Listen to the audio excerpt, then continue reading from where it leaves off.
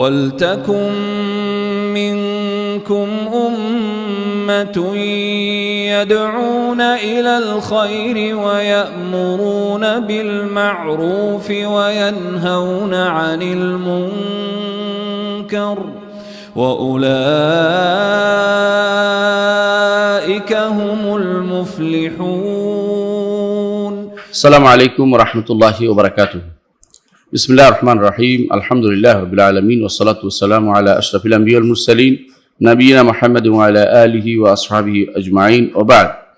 সম্মানিত দর্শকবৃন্দ, আমরা শুরু করছি কিতাবুত তাওহীদের উপর দার্স, যেটা আমরা ধারাবাহিকভাবে করে আসছিলাম। আজকে যারা আইসিডিতে আমাদের হালাকাত যারা আছেন এবং যারা আমাদের সাথে মুক্তভাবে শুনছেন, সবাইকে সাদর শুভেচ্ছা জানিয়ে আজকের দর্স শুরু করছি।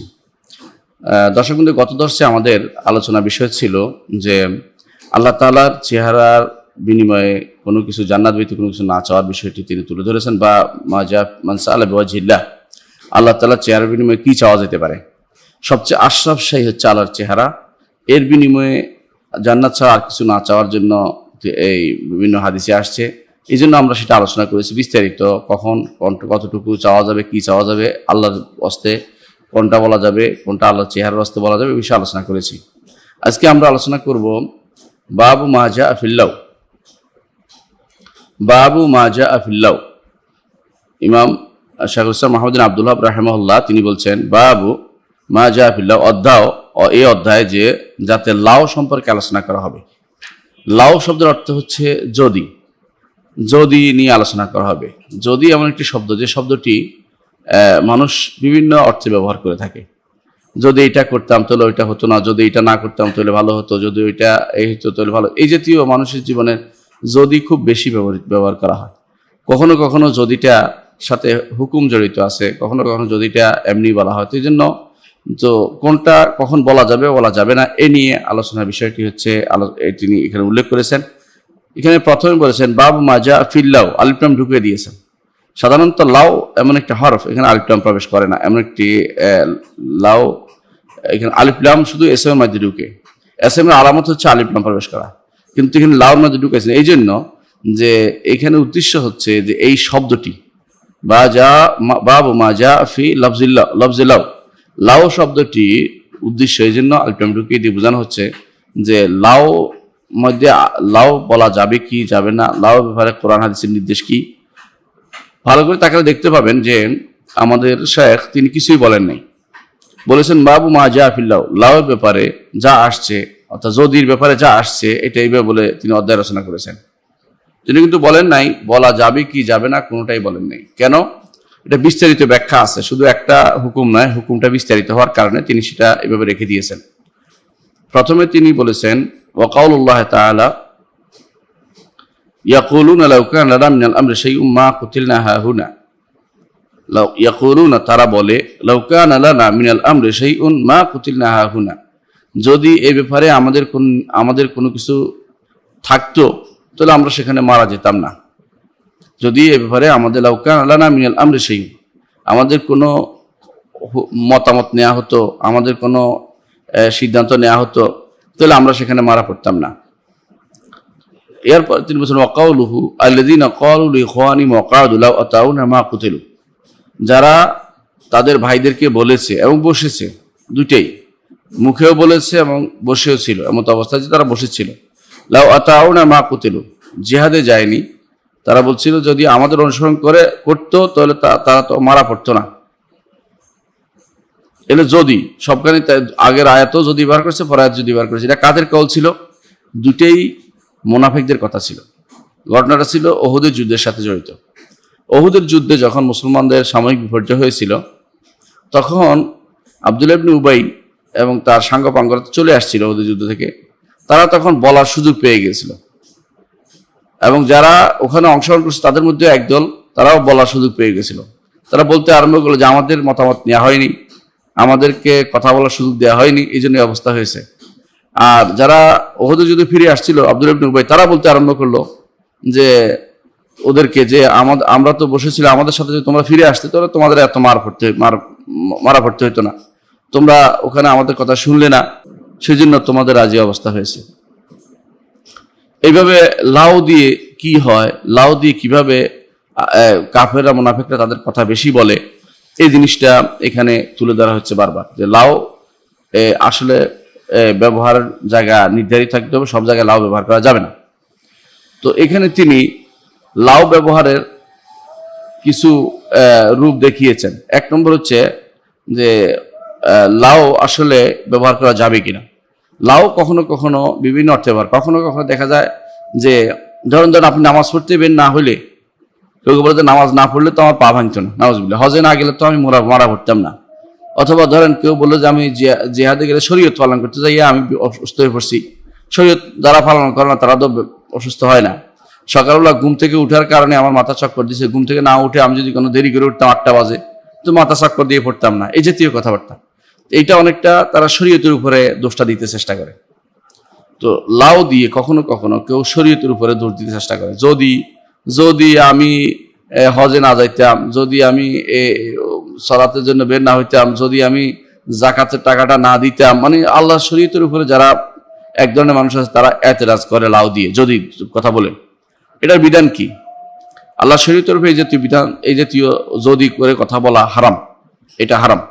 আল্লাহ তাআলা বলেছেন, তারা বলতেছে যে এরা কাফেররা মুনাফিকরা বলেছিল যে যদি আমরা আমাদের আনুগত্য করতে তাহলে তারা হত্যা হতো না। অত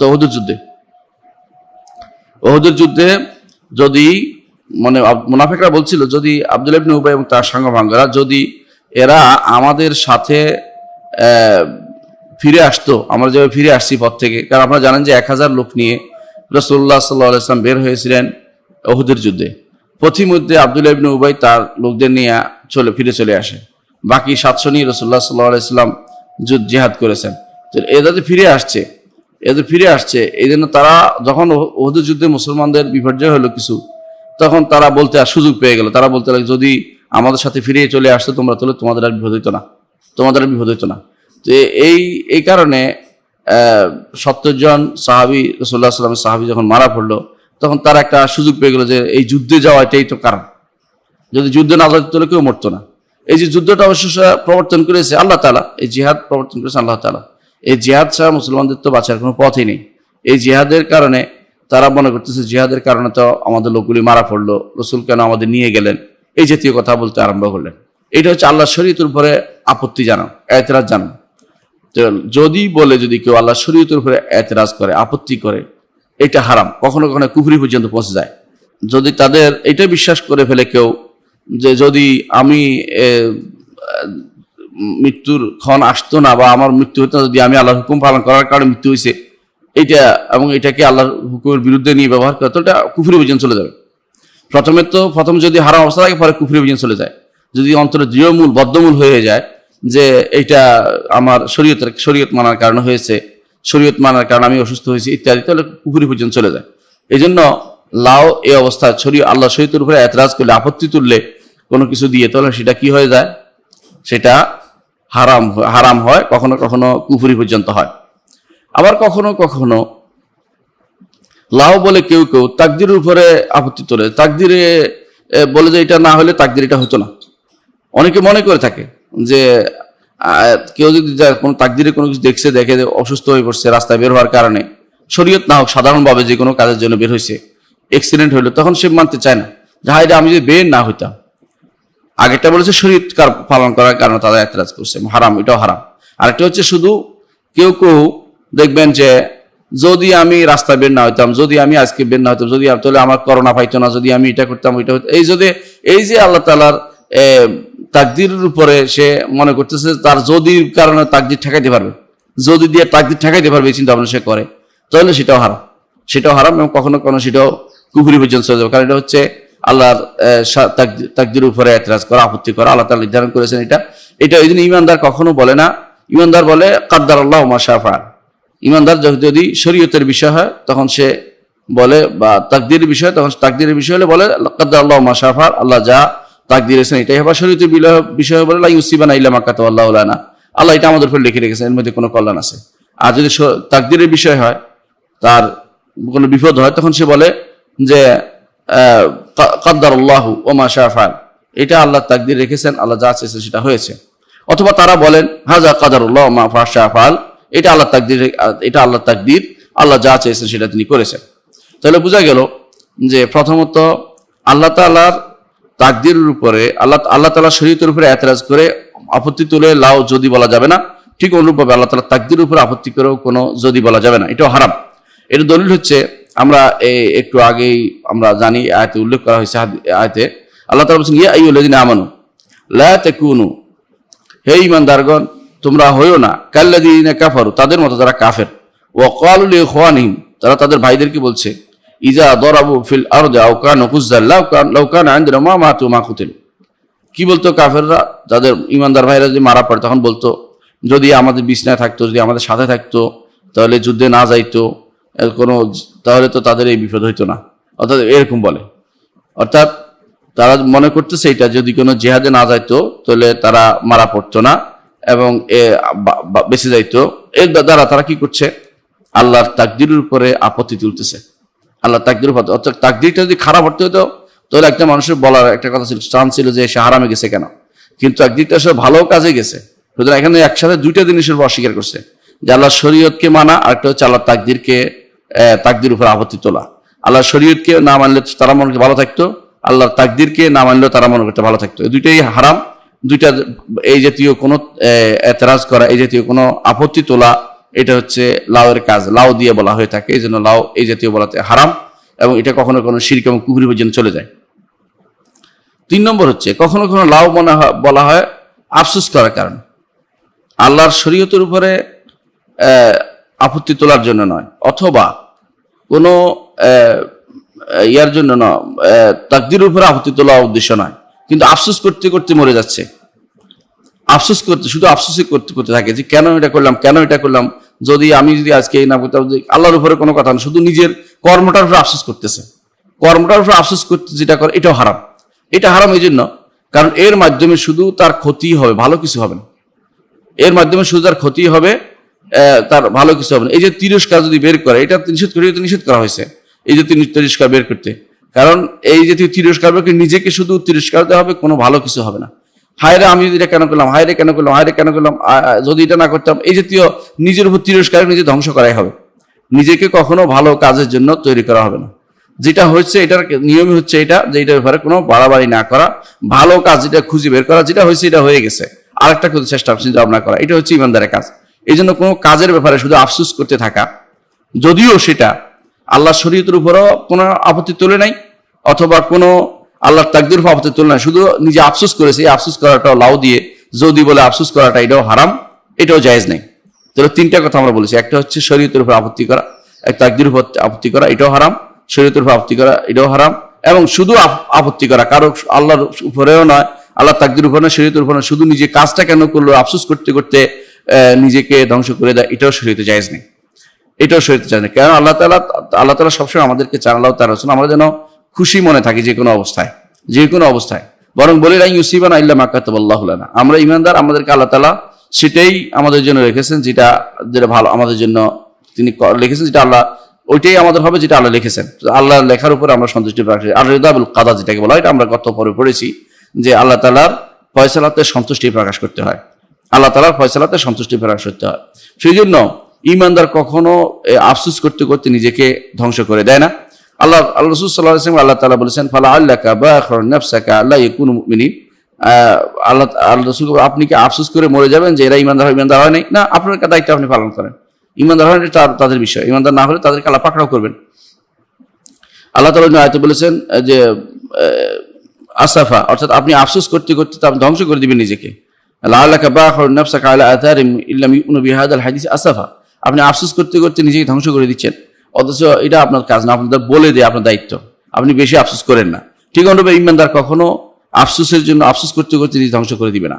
যে কোনো এটা হলো না কেন, কারো টাকা পয়সা চুরি হয়ে গেছে গা, অথবা সে মনে করলো যে যদি এটা না হইতো, যদি এটা খোলা না, যদি দরজা না খুলতাম, এই জাতীয় করতে করতে শুধু আফসোস যদি দিয়েই শুধু আফসোস করতে করতে শেষ হয়ে গেল।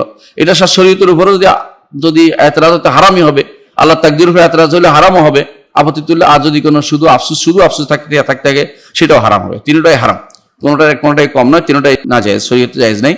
রাসূলুল্লাহ সাল্লাল্লাহু আলাইহি ওয়াসাল্লাম এবং আল্লাহ তার রাসূল আমাদেরকে চেয়েছেন আমরা সবসময় যেন যে কোনো অবস্থায় অন্তরটাকে প্রশস্ত রাখি, বড় করে রাখি। যেটা হয়েছে কেন এটা আমার আল্লাহ তাকদীরে লিখেছেন, এ নিয়ে বাড়াবাড়ি করার কিছু নেই। কেউ আপনার অনেক মানুষ আছে বিপদে পড়লে দেখবেন যে আপনার সমস্যা বাড়িয়ে দেওয়ার জন্য আসবে, আসে আপনাকে বলবে যে আপনি এটা কেন করলেন, এই প্রশ্নের উত্তর আপনার কাছে নাই, তারপরে সে আরো বাড়াচ্ছে আপনাকে। এমনিতে আপনি বিপদে আছেন, আরো সে সমস্যা তৈরি করছে। কিছু মানুষ আছে এরকম, কিছু মানুষ আছে একজনের বিপদ দেখলে একজন মনে করে যে সুযোগ পেয়ে গেছে, এখন সে আরো যত রকমের দোষ তার মাথার উপরে আরো 10টা দিতে পছন্দ করে, এরপর আরো কিছু তুলে দিয়ে তার দোষ যত আছে আর যেগুলি অজানা দোষ সেগুলো বের করার চিন্তা ভাবনা করে। আপনার আফসোসের কোনো কারণে আফসোস করলে কিছু মানুষ আছে যে বিপদে পড়লে শত্রু এবং বন্ধুর পরিচয় ঘটে যায়। কিছু মানুষ আছে বিপদে পড়লে বুঝেন যে আপনি আসলে কত মানুষ আপনার শত্রু আছে, দেখবেন যে আপনার সাথে সব একজোট হয়ে গেছে, বিরুদ্ধে বলা আরম্ভ করেছে, বুঝবেন যে এরা আপনার আসল শত্রু। আবার কিছু মানুষ আছে আপনার বন্ধু হয়ে আপনার ক্ষতিগ্রস্ত করার জন্য সারাক্ষণ আপনাকে তিরস্কার করতেছে। তিরস্কার তো জায়গা এটা নয়, একজন বিপদে পড়েছে তাকে উদ্ধার করা যায়, কথা বলা জায়গা, সেখানে সারাক্ষণ আপনার তিরস্কারের ভূমিকা পালন করতেছে। কিছু মানুষ আছে সারাক্ষণ আরেকজনের বিপদ দেখলে নিজে ফুলে মোটা হয়ে যাচ্ছে। কেন? আপনি আরেকজন বিপদ দেখে তাকে বিপদ থেকে উদ্ধারের জন্য চিন্তা করুন যে নিশ্চয়ই কোনো কারণ ছিল, তার নিশ্চয়ই কোনো তার সুনির্দিষ্ট কোনো কারণ ছিল যে কারণে সেটা করতে পারেনি। হয়তো তার এটা হয়েছিল, যে কারণে এটা হয়েছিল। আমি তার বিরুদ্ধে শুধু লম দিতেছি কেন, তার তিরস্কার করতেছি কেন? আপনি কেন বের হইলেন, আপনাকে করোনা পাইলো? আপনি কেন ওখানে গেলেন, আপনাকে করোনা পাইলো? আপনি কেন ওখানে গেলেন, আপনাকে এই হাড় ভাঙতে হলো?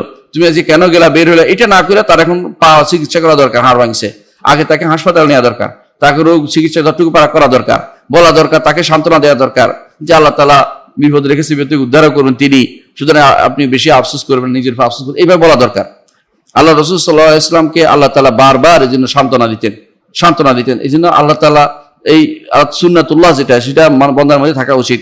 বিপদে পড়লে কেউ যদি তুমি না যাইতে, তুমি কেন গেলা, এই যে তিরস্কার, এটা কিন্তু এটা সুন্দর নিয়ম নয়। এই জন্য এই তিনটি কাজই হারাম। তাকদীরের উপরে এতরাজ করা হারাম, আপত্তি তোলা হারাম। যেমনি শরীয়তে পালন করতে গিয়ে কাজ করেছেন, সেটাতে বিপদে পড়েছেন, এটার জন্য আপত্তি তোলা হারাম।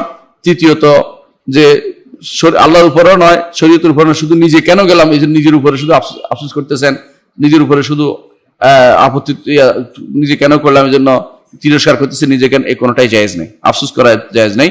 কারণ রাসূলুল্লাহ সাল্লাল্লাহু আলাইহি ওয়াসাল্লাম বলেছেন, ইহরাস আলা মা ইয়ানফাউকা ওয়াস্তাইন বিল্লাহ ওয়ালা তাজিস। রাসূলুল্লাহ সাল্লাল্লাহু আলাইহি ওয়াসাল্লাম বলেছেন যে ইহরাস আলা মা ইয়ানফাউকা, যা তোমার উপকার দিবে, কাজ দিবে, এইটা করো। ইহরাস আলা মা ইয়ানফাউকা, যেটা উপকার দিবে এটা করো। দেখো এই অবস্থা, তুমি বিপদে পড়ছো, কোনটা উপকার দিবে সেটা খুঁজে বের করো, সেটা করো।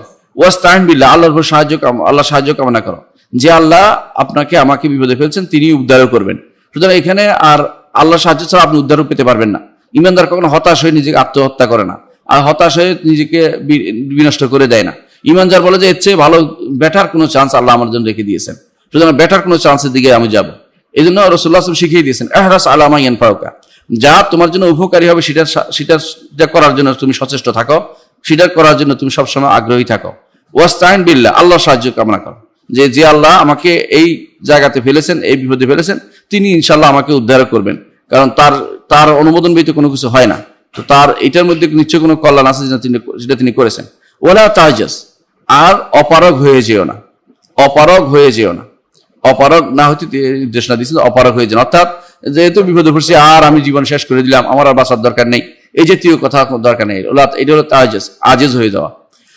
এরপর রাসূলুল্লাহ সাল্লাল্লাহু আলাইহি ওয়াসাল্লাম বলেছেন, ওয়াইন আসাবাকা শাইউন, যদি তোমার কোনো বিপদ হয়, ফালা তাকুল, তাহলে বলবে না, বিপদ হলে যেন লা তাকুল লাউ আন্নী ফাআলতু কাযা ওয়া কাযা লাকানা কাযা, যদি লাউ আন্নী ফাআলতু কাযা লাকানা কাযা, এটা বলো না। যদি বিপদে পড়ে এটা বলো না, যদি আমি এটা করতাম তাহলে তো এটা হইতো না, ওইটা হইতো। যদি আমি এটা করতাম তাহলে এটা হইতো, ওইটা হইতো। কিছু মানুষ আছে ইতিহাস নিয়ে এরকম কথাবার্তা বলে।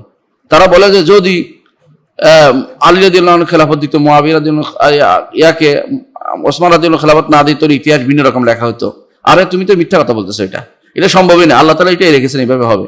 তুমি আবার যদি করতেছো কি জন্য? ওইটা হওয়ার সম্ভাবনা নাই, ওইটা হতে পারবে না, ওইটা বলা হচ্ছিল বেহুদা কথা বলা।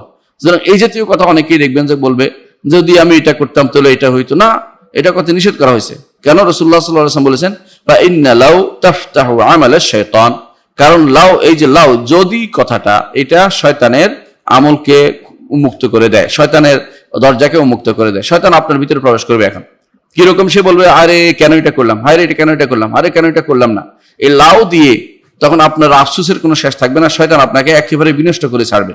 এই জন্য লাও কাজ করার পরে কোনো বিপদ হইলে ফাইন আসাবাকা শাইউন, যদি কোনো বিপদ হয়ে যায় ফালা তাকুল, কখনো বলবেন না যদি আমি ওখানে না যাইতাম, যদি আমি এটা না করতাম, যদি এটা করতাম তাহলে তো আমার বিপদ হইতো না ইত্যাদি। এটা করে আপনি নিজেকে ধ্বংস করা ছাড়া কিছু কোনো থাকবে না। এই জন্য রাসূলুল্লাহ সাল্লাল্লাহু আলাইহি ওয়াসাল্লাম বলেছেন যে লাউ তাফতাহু আমালাশ শাইতান, শয়তানের কাজের পথ মুক্ত করে দেয়। শয়তান ডানা ডালপালা মেলে আরো নতুন কিছু করার সুযোগ করে দেয়, যে এটা কেন করলো এটা কেন করলো। এরপর দেখবেন যে আপনার জীবনে কোনো কাজই করতে পারবেন না, শুধু ভয় থাকবেন। কোনো কাজ করার গিয়ে আপনার ভয় থাকবেন যে আগে একবার বিরুদ্ধ হয়েছে আর যেন না করি, কিছু করতে পারবেন না, আপনার কর্মকাণ্ড সব বন্ধ হয়ে যাবে, আপনি হয়ে যাবেন একজন অথর্ব মানুষ হয়ে যাবেন।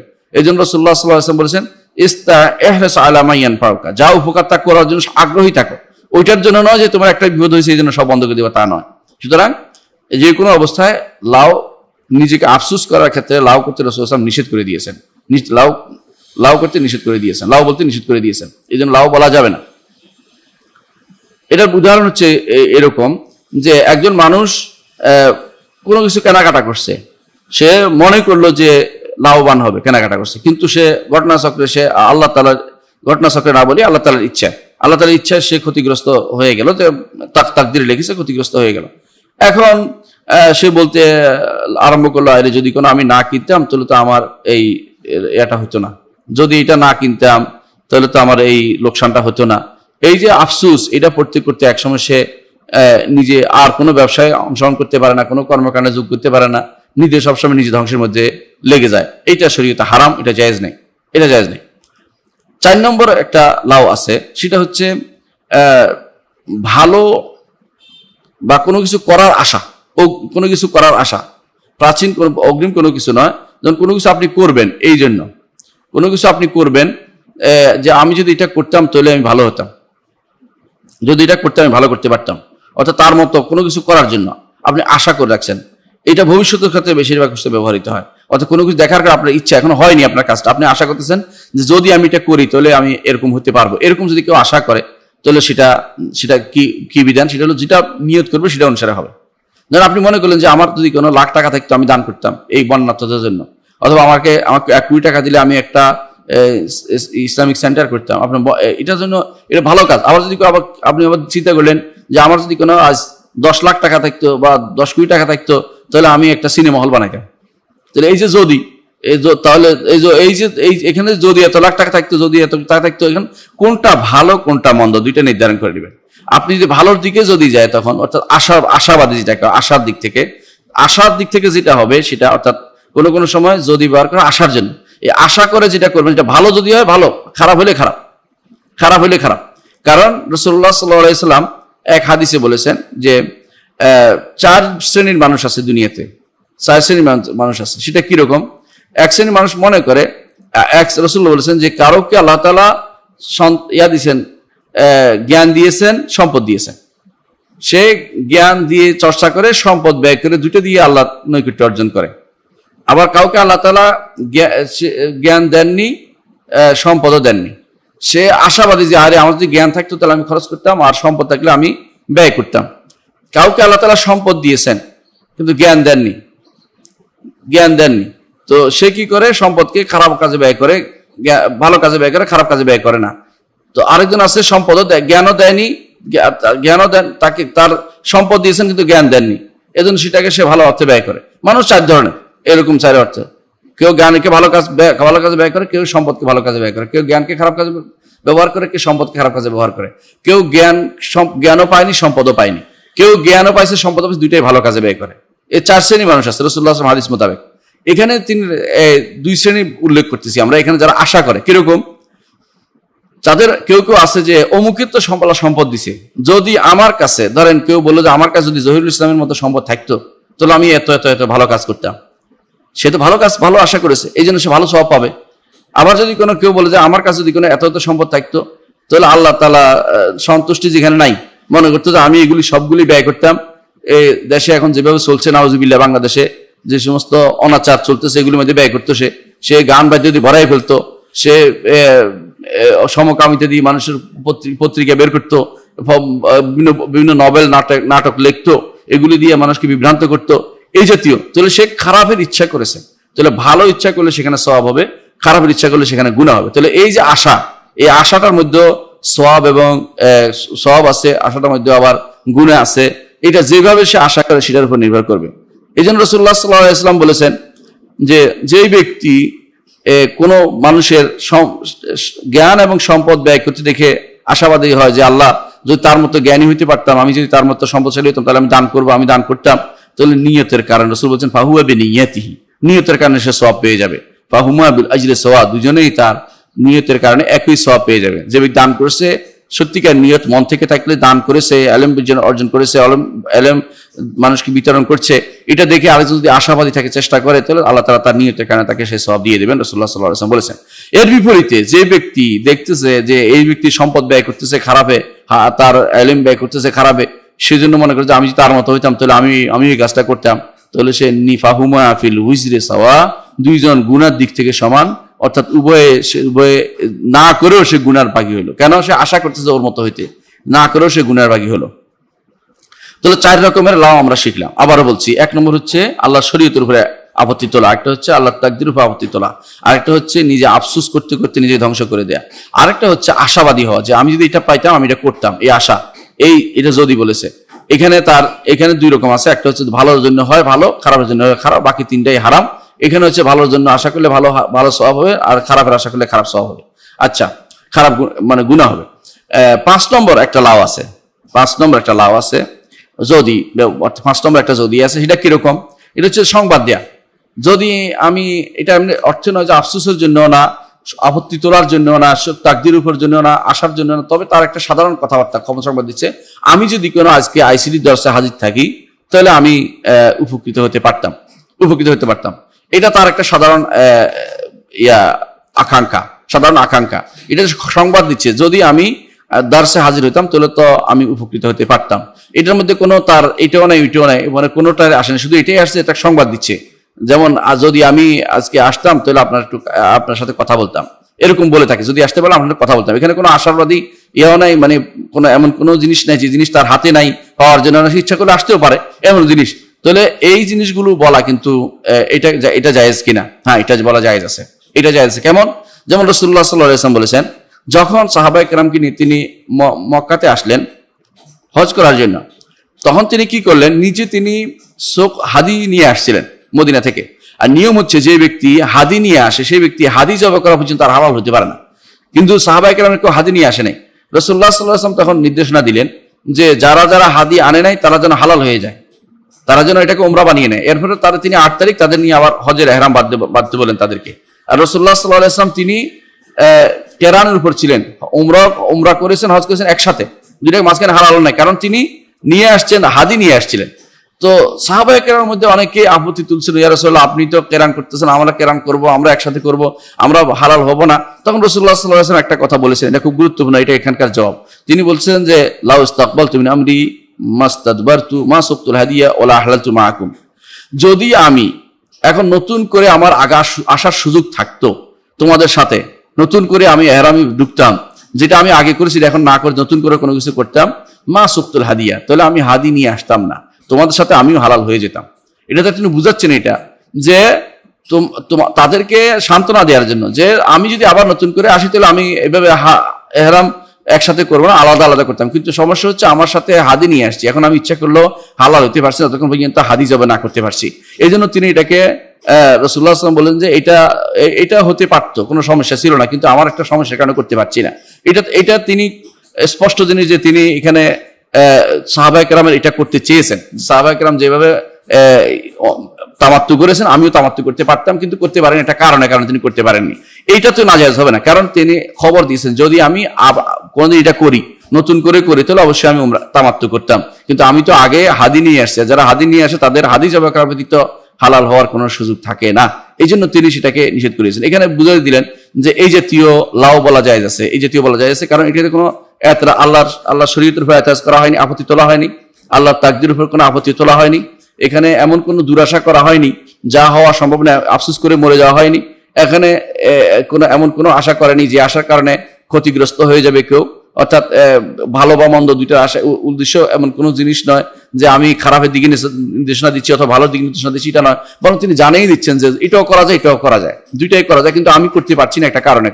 সুতরাং এই জাতীয় বলা হয় খবর মাহাত বা শুধু সংবাদ দান, শুধু সংবাদ দান যে এটা যদি আমি করি তাহলে আমার কোনো আপত্তি নেই, এটা করতে পারতাম, কিন্তু তিনি সেটা করেননি। এই জন্য এটা জায়েজ হবে, এটা জায়েজ আছে, এটাতে কোনো সমস্যা নেই। কেউ কেউ এটাকে আবার আশার মধ্যে নিয়ে গেছেন, যেটা ভালো কাজ, রাসূল তো ইচ্ছা করেছেন যে শৌক হাদি না করতেন, এই হাদি কেউ কেউ দিকেও নিয়ে গেছেন, এটাও নেওয়া যেতে পারে, কিন্তু আসলে ওইটা করে না, এই জন্য বোঝা যাচ্ছে। কারণ রাসূলুল্লাহ সাল্লাল্লাহু আলাইহি ওয়াসাল্লাম এটা তাহলে কেরানকে আর তিনি রাখতেন না, কেরানকে তিনি তো রাখিয়ে দিয়েছেন, অর্থাৎ কেরানও একটা হজ, এবং তিনি সেটা করেছেন। এর অর্থ হচ্ছে যে রাসূলুল্লাহ সাল্লাল্লাহু আলাইহি ওয়াসাল্লাম তিনি বিপরীতটা ইচ্ছা করেন না, এবং তিনি এটা চেয়েছেন যে যদি আমার সুযোগ থাকতো ওটা করতাম। এর অর্থ হচ্ছে ওইটাও তামাত্তু বৈধ, কেরানও বৈধ, দুইটার মধ্যে কোনো সমস্যা নেই। তাহলে বোঝা গেল যে লাউয়ের এই 5টি সূরত আমরা বলেছি, আবারও বলেছি লাউয়ের 5টি সূরত আমরা বলেছি। এর মধ্যে 3 সূরত একেবারেই হারাম, কোনটা কুফরি পর্যায়ে চলে যায়, কাফের হয়ে যাবে।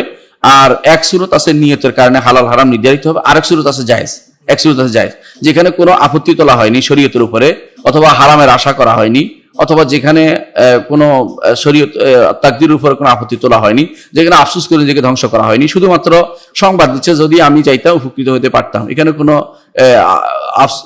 আফসোস করে নিজেকে ধ্বংস করা হচ্ছে না, এখানে কোনো শরীয়তের আপত্তি তোলা হচ্ছে না, এই জাতীয় জিনিস। অথবা আমি যদি কোনো আগে জানতাম তাহলে আমি হাদি আনতাম না, রাসূলুল্লাহ সাল্লাল্লাহু আলাইহি ওয়াসাল্লাম বলেছেন। এরকম জায়গাতে সেটা জায়েজ, অন্য 4 জায়গাতে সেটা, অন্য 3 জায়গাতে হারাম, 1 জায়গাতে নিয়ত অনুসারে জায়েজ বা নাজায়েজ নির্ধারিত হবে। তাহলে আমরা বুঝতে পারছি যে লাউয়ের বিধানটা আসলে কি।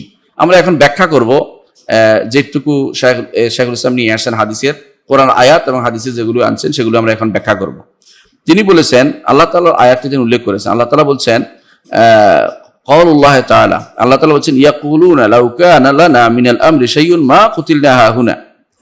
সূরা আলে ইমরান 154 নম্বর আয়াত আল্লাহ তাআলা বলছেন যে কাফেররা বলতে আরম্ভ করলো, মুনাফিকরা, যে আমাদের যদি কোনো কাজের, আমাদের যদি কোনো পরামর্শ নেওয়া হতো, আমাদের যদি কোনো কথা বলার সুযোগ দেওয়া হতো, আমাদের যদি কোনো নেতৃত্ব থাকতো, ক্ষমতা থাকতো, তাহলে আমরা ওখানে মারা পড়তাম না। এখানে প্রথমত কারা বলেছে? এরা বলেছিল মুনাফিকরা, কারণ মুনাফিকদের কোনো স্থায়িত্ব নাই, লা ইলাহা ইল্লাল্লাহ ওয়া লা ইলাহা ইল্লাল্লাহ, কতক্ষণ এখানে কতক্ষণ এখানে, কাশায়াতিল আয়র বাইনাল গানামাইন, যেভাবে হাদিসে বলা হয় যে এটা একটা ছাগির মতো 2 ছাগলের মাঝখানে, ওদের কোনো নির্দিষ্ট কোনো জায়গা নেই, যেন তারা একবার এটা বলে একবার ওইটা বলে। আল্লাহর উপর কোনো তাকদীরের উপর তার বিশ্বাস নেই, শরীয়তের উপর বিশ্বাস নেই, তারা এই জন্য যে যা ইচ্ছে তা বলতে পারে। তারা বলতে আরম্ভ করলো যে আমাদের ভাইরা যারা ওখানে মারা পড়ছে, তারা তো যদি ওখানে যদি এখানে তারা না যাইতো যুদ্ধে, তাহলে তারা মারা পড়তো না। এখানে ইয়াকুলুনা কারা, যারা তাদের মধ্যে মুনাফিকদের মধ্যে যারা জীবিত তারা বলছিল, কারণ যারা মারা গেছে তারা তো মারাই গেছে, তারা তো আর বলেনি। তারা বলছিল যে যদি আমরা ওখানে না যাইতাম তাহলে আমরা মারা পড়তাম না, অর্থাৎ আমাদের কেউ মারা পড়তো না, এটা বলা উদ্দেশ্য। তারা এটা বলছিল লাউ কানা লানা মিনাল আমরি শাইউন, যদি আমাদের কোনো কিছু করার ক্ষমতা থাকতো, এটা হচ্ছে যদি যদি আমরা এটাকে নিয়ন্ত্রণ করার ক্ষমতা থাকতো, আমরা যদি আমাদের হাতে নেতৃত্ব থাকতো, তাহলে আমরা যাইতাম না, যুদ্ধই করতাম না। আমাদের হাতে নেতৃত্ব থাকতো, আমরা পালিয়ে চলে আসতাম। অর্থাৎ নেতৃত্ব যেন তারা রাসূলুল্লাহ সাল্লাল্লাহু আলাইহি ওয়াসাল্লামের এতরাজ করতেছে, শরীয়তের উপরে এতরাজ করতেছে, রাসূল কেন আমাদেরকে জিহাদে নিয়ে গেলেন, আমাদের জিহাদের দরকার ছিল না, আমরা তো ভালোই ছিলাম, ইত্যাদি ইত্যাদি। তারা এখন শরীয়তের উপরে, আল্লাহ শরীয়তের উপরে এতরাজ করতেছে, এটা আল্লাহ শরীয়তের উপরে এতরাজ, এই জন্য এটা হারাম, এটা জায়েজ নেই। তো হাহুনা বলতে এখানে ওহুদকে বোঝানো হয়েছে, অর্থাৎ মা কুতিলনা হাহুনা, আমরা ওহুদে মারা পড়তাম না, এটা তারা বলেছিল। তারা আরো বলেছিল লাউকা, তারা এটা বলার তাদের মূল উদ্দেশ্য সেটা হচ্ছে যে আল্লাহ শরীয়তের উপর এতরাজ করা, আল্লাহ শরীয়তের উপর আপত্তি তোলা, যে আল্লাহ শরীয়ত কেন, আল্লাহ শরীয়ত মানতে গেলে আমাদের বিপদ হয়, আল্লাহ শরীয়ত না মানলে তো এই অসুবিধা হয় না। তারা যেন বুঝতে চাচ্ছে যে জিহাদ করেই তো বিপদে পড়ছে, আমরা জিহাদ না করলে যদি আমরা শান্তিতে বসবাস করতে পারতাম কোনোভাবে, এদের মধ্যে কি দরকার ছিল জিহাদকে, যুদ্ধ করা, এই জাতীয় কথা তারা বলছে। অথচ তারা জানে না আল্লাহ তাআলা এটা বলছেন এই জন্য, কুল লাউ কুনতুম ফি বুয়ুতিকুম লাবারাজাল্লাযিনা কুতিবা আলাইহিমুল কাতলু ইলা মাদাজিরিহিম, বলুন হে নবী, যদি তোমরা তোমাদের ঘরেও থাকো, তাহলে আল্লাহ তাআলা যাদের উপরে হত্যা লিখে নিয়েছেন তাদের বিছানার মধ্যে তারা মারা পড়বে।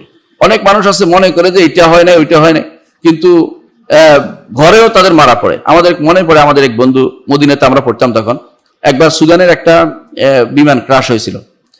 তো ওই বিমানে একজন তার ভাই যাওয়ার কথা ছিল, বিমানে বিদেশ যাওয়ার কথা ছিল, ঘটনাচক্রে সে বিমান হারায় এসে খুব আফসোস করে ঘরে আসা খুব কান্নাকাটি করছে, আমার বিদেশ যাওয়া বন্ধ হয়ে গেল, আমি বিমান যাইতে পারি নাই। তো ঘরের মধ্যে এসে সে ঘুমাই গেছে। এখন তার মা খবর শুনছে যে বিমান ক্রাশ হয়েছে, বিমান ধ্বংস হয়েছে, তাড়াতাড়ি ঘরে আসছে মা তাকে জানাতে যে আল্লাহ বাঁচাই দিয়েছে তোমাকে, তুমি তো বিমানে যাও নাই। ঘরে দরজা খুলে দেখে ছেলে মরে আছে, তো কোনো লাভ নাই। আল্লাহ তাআলা যেটা ঘটনা ঘটাবেন ঘরে এসেও মরে যেতে পারে। এই জন্য আল্লাহ তাআলা বলছেন লাউ কুনতুম ফি বুয়ুতিকুম, হে নবী আপনি বলে দিন যে হে মুনাফিকরা তোমরা তোমাদের ঘরেও থাকো, লা বারাজাল্লাযিনা কুতিবা আলাইহিমুল কাতলা মাদাজিরিহিম, যাদের উপরে হত্যা লেখা হয়েছে তাদের শোয়া জায়গাতে তাদের এই মৃত্যু মৃত্যু এসে যাবেই, তোমরা এই মৃত্যুকে তোমরা ঠেকাতে পারতে না, মৃত্যুকে তোমরা ঠেকাতে পারতে না। আল্লাহ তাআলা যেটা ইচ্ছা করেন সেটাই হবে, তোমাদের ইচ্ছার উপর সেটা নির্ভরশীল নয়। তারপর তারা বলছেন লাউকান লানা মিনাল আমরি শাইউন, এটাতে বলছে তারা লাউকান মিনাল শরীয়তের উপর এতরাজ করতে, আপত্তি তুলতেছে, যেন তারা রাসূলকে করতেছে যে আপনি রাসূল উপর আপনি আমাদেরকে নিয়ে কেন বের হলেন, আপনি আমাদের কেন বের হলেন। আবার এটাও হতে পারে যে আল্লাহ তাকদীরের উপর তারা এতরাজ করতেছে যে আমরা ওখানে না গেলে তো ভালোই থাকতাম, কেন আমরা ওখানে গেলাম। অর্থাৎ দুইটাই আল্লাহ শরীয়তের উপরে এতরাজ হয় এই আয়াত দিয়া, তাদের কথা দিয়া আল্লাহর তাকদীরের উপরে তাদের এতরাজ হয়, দুইটাই হারাম, দুইটাই জায়েজ নাই এবং দুইটাই কুফরি পর্যন্ত পৌঁছে দিবে তাদেরকে। অর্থাৎ যদি আমাদের লাউকান লানা মিন হুসনি তাদবির ওয়ার রায় আমাদের মত নেওয়া হতো, আমরা সুন্দর ব্যবস্থা করতে পারতাম, তাহলে আমরা মারা পড়তাম না, নেতৃত্ব আরেকজন হাতে, এই জন্য আমরা মারা পড়ছি ইত্যাদি ইত্যাদি তারা বলতে আরম্ভ করলো। দুইটাই একটা শরীয়ত রাসূলের উপর দোষ দিচ্ছে, একটা আল্লাহ তাকদীরের উপর দোষ দিচ্ছে, এই দুইটাই হারাম এই আয়াত থেকে বোঝা যাচ্ছে। এবং এই জন্য আল্লাহ তাআলা নাযিল করে তাদেরকে বলছেন তোমরা ঘরে থাকলেও মারা পড়তে, এখানে তোমাদের আর কিছু বলার নেই। ঠিক দ্বিতীয় আয়াতে আল্লাহ তাআলা বলছেন যে আল্লাযিনা ক্বালু লিইখওয়ানিহিম ওয়া ক্বাদু লাউ আতাউনা মা কুতিলু, আল্লাযিনা ক্বালু লিইখওয়ানিহিম ওয়া ক্বাদু, যারা সূরা আল ইমরান 168 নম্বর আয়াতে আল্লাহ তাআলা বলছেন যে মুনাফিকদের একদল তারা বলতে আরম্ভ করলো যে তাদের ভাইদের অর্থাৎ যারা জীবিত আছে এদেরকে ডেকে ডেকে বলতে আরম্ভ করলো যে বলছে, এটা আগে বলে দিয়েছে যে তোমরা আমাদের কেন অনুসরণ করলে না, তাহলে তোমাদের মারা পড়ছে না। ওয়াকাদু, তারা যুদ্ধে যাওয়া থেকে দূরে থাকছে। ওয়াকাদু, দুইটা কাজ করেছে তারা। প্রথমে বলছে যে আল্লাহর এতরাজ করছে আল্লাহর তাকদীর উপরে যে তোমরা কেন গেলে ওখানে যেহেতু মারা পড়লে। আবার এরপর বলছে ওয়াকাদু, নিজেরাও আবার দূরে ছিল, অর্থাৎ তারা যুদ্ধে অংশগ্রহণ করেনি। এর অর্থ হচ্ছে আল্লাহর তাকদীরের সাথে আবার তারা প্রথমে শরীয়তের উপরে আবার তাকদীরের উপরে তারা তাকদীর উপর আপত্তি তুলে তারা বলতে আরম্ভ করলো যদি আমাদের অনুসরণ করত এবং যুদ্ধে না যাইতো তাহলে তো আমাদের সাথে বসে থাকতো, তাহলে তাদের কোনো মারা পড়তে হতো না। আল্লাহ তাআলা এদের সম্পর্কে কঠিন ভাবে আমাদেরকে জানিয়ে দিলেন যে কুল ফাদরাউ আন আনফুসিকুমুল মাউতা, বলুন হে নবী যে তোমাদের মৃত্যু ঠেকাও দেখি, তোমরা যদি কোনো এখন না মরতে তোমাদের হবেই, মৃত্যু ঠেকাও দেখি। ওইটা কি কার দোষ দিবে, মৃত্যু তোমাদের আসবেই। তো এখানে তো হতো আল্লাহর শরীয়ত মানতে গিয়ে যদি কোনো আল্লাহর শরীয়তকে প্রবর্তন করতে গিয়ে মারা হবে তোমরা শহীদ হতে, এর ঊর্ধ্বে আর কি। আর যে আল্লাহ তাকদীর লিখেছেন ওখানে হইতো তাহলে মৃত্যুটা তোমাদের হইতো উত্তম মৃত্যু, তাহলে দুইটা কাজ হইতো তোমাদের। আর এটা না করে তোমরা যদি ঘরেও বসে থাকো তাহলে মৃত্যুকে তোমরা ঠেকাতে পারবে না। ফাদরাউ আন আনফুসিকুম মাউতা, মৃত্যু তোমাদের ঠেকাও তো দেখি। তাহলে বোঝা গেল যে তারা এতরাজ করছে যে প্রথমত তারা এতরাজ করছে যে আমরা যদি আমাদের আনুগত্য করতো তাহলে তারা মারা পড়তো না, এটা আল্লাহ শরীয়তের উপরে তার তাকদীর উপরে এতরাজ করছে, আল্লাহ তাআলা তাকদীর নির্ধারণের উপরে এতরাজ করছে, আপত্তি তুলছে। আর যখন তারা বললো যে ওয়াকাদু, তারা নিজেরা অবস্থান করলো ঘরের মধ্যে, তখন তারা আল্লাহর শরীয়তের উপরে এতরাজ করছে যে আমরা জিহাদে না গেলেই তো ভালো, জিহাদে না যাওয়াটাই ভালো তারা মনে করতেছে। জিহাদের উপর আপত্তি তুলছে, জিহাদের কারণে মারা পড়তেছে, যুদ্ধের কারণে মারা পড়ে গেল, তাহলে আল্লাহ শরীয়তের উপরে তারা এতরাজ করছে, দুইটাই তো হারাম, এটা আল্লাহ তাআলা উল্লেখ করেছেন। তো বোঝা গেল যে দুই অবস্থাতেই সর্ব অবস্থাতেই উভয়টাই হারাম। যুদ্ধ না করতে হয়তো যদি বলে তাহলে সেটা হয়ে যায় শরীয়তের বিরুদ্ধে, জিহাদের বিরুদ্ধে, শরীয়তের বিরুদ্ধে আপত্তি তোলা। আর যদি বলে যে মৃত্যুর ওখানে গিয়ে মৃত্যুর কারণে আপত্তি তোলা তাহলে এটা আল্লাহ তাকদীরের উপরে আপত্তি তোলা, দুইটাই হারাম। আল্লাহ তাআলা বলছেন যে কুল ফাদরাউ আন আনফুসিকুমুল মাউতা, বলুন হে নবী যে নিজেদের নফস থেকে মৃত্যুকে তোমরা ঠেকাও তো দেখি, ইন কুনতুম সাদিকিন, সত্যবাদী হয়ে থাকলে তোমাদের কথায় যে তোমরা বসে থাকলে তোমরা মারা পড়তে না, তোমরা যুদ্ধে না গেলে তোমরা বেঁচে যাইতে, এই দুইটা জিনিসকে তোমরা বলো দেখি দুইটাই সত্য। তোমাদের শরীয়তের উপরে তোমাদের আপত্তি তুলছ আর আল্লাহর তাকদীর উপরে আপত্তি তুলছ, দুইটাই সত্য না, কারণ তোমরা নিজেদের তোমরা কখনো নিজেদেরকে মৃত্যু থেকে বাঁচাতে পারো নাই। এরপর আমাদের দুইটা আয়াতের ব্যাখ্যা আমরা করেছি, দুইটা আয়াত শেখ নিয়ে এসেছেন। এরপর আমাদের শেখ আরেকটি হাদিস নিয়ে এসেছেন। হাদিসটি হচ্ছে অফিস সাহিহ আমরা আগেও বলেছি ফি সহিহ বলতে শেখ বুঝান বুখারী মুসলিমে বা অথবা হাদিসটি সহিহ বুঝান, এর উভয় অর্থে শুদ্ধ, অর্থাৎ হাদিসটি সহিহ যে কোনো ভাবে হোক। আন আবি হুরায়রা রাদিয়াল্লাহু আনহু আন্না রাসূলুল্লাহ সাল্লাল্লাহু আলাইহি ওয়াসাল্লাম قال, আবু হুরায়রা রাদিয়াল্লাহু বর্ণিত তিনি বলেন রাসূলুল্লাহ সাল্লাল্লাহু আলাইহি ওয়াসাল্লাম বলেছেন, আহরিস আলা মা ইয়ানফাউকা ওয়াস্তাইন বিল্লাহ ওয়া লা তা'জিজান, যা তোমার উপকার দিবে তা করতে তুমি সচেষ্ট থাকো, সবসময় চেষ্টা করতে থাকো। ওয়াস্তাইন বিল্লাহ, আল্লাহর সাহায্য তোমরা কামনা করো সবসময়, অর্থাৎ এই কাজ করার ক্ষেত্রে আল্লাহ সাহায্য কামনা, কোনো কাজেই আল্লাহ সাহায্য ব্যতীত সংগঠিত হবে না, এটা তোমার বিশ্বাস করো। আল্লাহ সাহায্য করবে, যে কোনো কাজ উপকার তুমি দেখছো এটা উপকারে, সেটা তুমি করো। ওয়ালা তা'জিজান, অপারগতা প্রকাশ করো না, যে কোনো কাজ করতে গিয়ে এটা হবে না, এটা আমি করতে পারবো না, বা এটা আমার দ্বারা হবে না, আমি সুতরাং করবোই না। অনেক মানুষ আছে কাজ করার ক্ষেত্রে তাদের উৎসাহ থাকে না, আগ্রহ থাকে না। কেন? হয়তো একবার দুইবার ফেল করেছে, একবার দুইবার কষ্ট করেছে, এরপর করবেই না। এটা রাসূলুল্লাহ সাল্লাল্লাহু আলাইহি ওয়াসাল্লাম নিষেধ করে দিয়েছেন। তিনি বলছেন ওয়ালা তা'জিজান, কখনো সেটা অপারগ হয়ে যেও না। ওয়াইন আসাবাকা শাইউন ফালা তাকুল, যদি তোমার বিপদ হয়ে যায় ফালা তাকুল, বলবে না লাউ আন্নী ফাআলতু কাযা লাকানা কাযা ওয়া কাযা, যদি আমি এটা করতাম তাহলে এটা আর এটা হইতো। ওয়ালাকিন কুল, বরং বলো কাদ্দারাল্লাহু মা শাআ ফাআল, আল্লাহ যা তাকদীর লিখছেন সেটাই হয়েছে, আল্লাহ যা চেয়েছেন সেটাই হবে। ফা ইন্না লাউ তাফতাহু আমাল আশ-শাইতান, কারণ লাউয়ের কারণে শয়তানের কর্মকাণ্ড বেড়ে যায়। এটা আমরা আগে একবার ব্যাখ্যা করেছি, কিন্তু সেটা শেখের কথা, ওখানে আয়াতের ব্যাখ্যা আমরা উল্লেখ করেছি। এখন আমরা সরাসরি হাদিসটার বিস্তারিত ব্যাখ্যা করব। এই জন্য যে হাদিসটার সাথে এই লাউয়ের জড়িত রয়েছে, অর্থাৎ লাউ বলা না বলা জড়িত রয়েছে, এবং এটার সাথে বিধান জড়িত রয়েছে। প্রথমত এই আয়াতটি, যে আমরা দুটি আয়াত উল্লেখ করেছি, এই দুটি আয়াতের সাথে এই অধ্যায়ের কি সম্পর্ক? অধ্যায়ের সম্পর্ক হচ্ছে এটা, এই দুটি আয়াতেই দেখা গেছে যে মুনাফিকরা আল্লাহ তাআলার তাকদীরের উপরে এবং মুনাফিকরা আল্লাহ তাআলার শরীয়তের উপরে আপত্তি করেছিল। আল্লাহ তাআলা সেটা দুইটাকেই খণ্ডন করেছেন। তিনি বলেছেন লা বারাজাল্লাযিনা কুতিবা আলাইহিমুল কাতলু মাদাজিরিহিম, ঘরে শুয়ে থাকলেও মৃত্যু আসবে। আবার বলছে ফাদরাউ আনফুসিকুম মাউতা, মৃত্যু তোমরা ঠেকাও তো দেখি, কোনোটাই করতে পারো না। আল্লাহ তাআলা দুইটার উত্তর দিয়েছেন যে লাউ দিয়ে কথা বলা জায়েজ নেই, শরীয়তের উপর আপত্তি তোলা অথবা তাকদীরের উপর আপত্তি তোলা কোনোটাই জায়েজ নেই, এটা তিনি বলেছেন। আর এটা আমাদের অধ্যায়ের সাথে একেবারেই মানানসই, এই জন্য তিনি দুটি আয়াত নিয়ে এসেছেন। এখন আমরা এই বুঝতে পারছি যে কখনো ঈমানদার কখনো এইভাবে বলে না। ঈমানদারের কাজই হচ্ছে সবসময় ঈমানদার আল্লাহ তাআলার কর্ম, আল্লাহ তাআলা তার জন্য যা লিখেছেন এটা উপরে সবসময় সন্তুষ্টি প্রকাশ করে। এর নাম হচ্ছে আর-রিদা বিল কাদা, ফয়সালার উপরে সন্তুষ্টি প্রকাশ করে, আল্লাহ তাআলার শরীয়তের উপরে সন্তুষ্টি প্রকাশ করে। দুইটাই ঈমানদার সবসময় দুইটাই করে। এই জন্য সকালবেলা উঠে আপনি ঘুম থেকে উঠেই বলেন রাদিতু বিল্লাহি রাব্বান ওয়া বিল ইসলামি দীনান ওয়া মুহাম্মাদিন সাল্লাল্লাহু আলাইহি ওয়াসাল্লাম রাসূলা, রাদিতু বিল্লাহি রাব্বান ওয়া বিল ইসলামি দীনান ওয়া মুহাম্মাদ সাল্লাল্লাহু আলাইহি ওয়াসাল্লাম, আমি রব মেনে, দিন মেনে এবং শরীয়ত মেনে, এই ইসলাম মেনে, মুহাম্মদ সাল্লাল্লাহু আলাইহি ওয়াসাল্লামকে নবী মেনে আমি আল্লাহর উপর সন্তুষ্ট। অর্থাৎ আপনি রিদা বিল কাদা, আল্লাহ যা আমার জন্য শরীয়ত দিয়েছেন যেটা আমি সন্তুষ্ট, আমি অন্য কোনো শরীয়ত দ্বারস্থ হব না। কাফের নাসারা ইহুদি নাসারাদের কোনো শরীয়ত দিকে আমি তাকাবো না, আমার নিজের শরীয়ত পরিপূর্ণ, এটাই আমি সন্তুষ্টি প্রকাশ করছি, আমার এটা যথেষ্ট। এটা ঈমানদারকে শিখিয়ে দিয়েছেন রাসূলুল্লাহ সাল্লাল্লাহু আলাইহি ওয়াসাল্লাম এটা বলতে। ঠিক অনুরূপ বিকেলের দোয়া তো এটা বলেন আপনি, বিকেলের দোয়া তো এটা বলেন, ঠিক আজানের সময় এটা বলেন আপনি। যখন বলা হয় আশহাদু আন্না মুহাম্মাদার রাসূলুল্লাহ, তখন আপনি বলেন ওয়া আনা আশহাদু আন্না মুহাম্মাদার রাসূলুল্লাহ রাদিতু বিল্লাহি রাব্বান ওয়া বি মুহাম্মাদিন সাল্লাল্লাহু আলাইহি ওয়াসাল্লাম নবিয়ান ওয়া বিল ইসলামি দীনান, এটা আপনি বলেন। সেখানে একটু আগ পিছ আছে, সেটা সেভাবে আপনি খেয়াল রেখে বলেন। কেন এই তিনটা বারবার বলেন? কেন এটা একদিন ঈমানদার সবসময় বলে, এবং রাসূলুল্লাহ সাল্লাল্লাহু আলাইহি ওয়াসাল্লাম বলেছেন মান রাদিয়া বিল্লাহি রাব্বান ওয়া বিল ইসলামি দীনান ওয়া মুহাম্মাদিন সাল্লাল্লাহু আলাইহি ওয়াসাল্লাম নবিয়ান, যে ব্যক্তি এটা বলবে জান্নাতে প্রবেশ করবে। কেন বলা হয়েছে? কারণ হচ্ছে এইটা জান্নাতে যাওয়ার একটা মাধ্যম, কারণ এইটার মাধ্যমে তার শরীয়তকে মেনে নিয়েছে, তাকদীরকে মেনে নিয়েছে, আল্লাহকে মেনে নিয়েছে, রাসূলকে মেনে নিয়েছে, দ্বীনকে মেনে নিয়েছে। এটাই তো উদ্দেশ্য। একজন মানুষ কবরে যখন তাকে প্রশ্ন করা হবে এই তিনটি প্রশ্নের উত্তর কিন্তু এইভাবেই হবে, তাকে তিনটি প্রশ্ন উত্তর দিতে হবে। এটা কি? মান রাব্বুকা ওয়া দীনুকা ওয়া নাবিয়ুকা।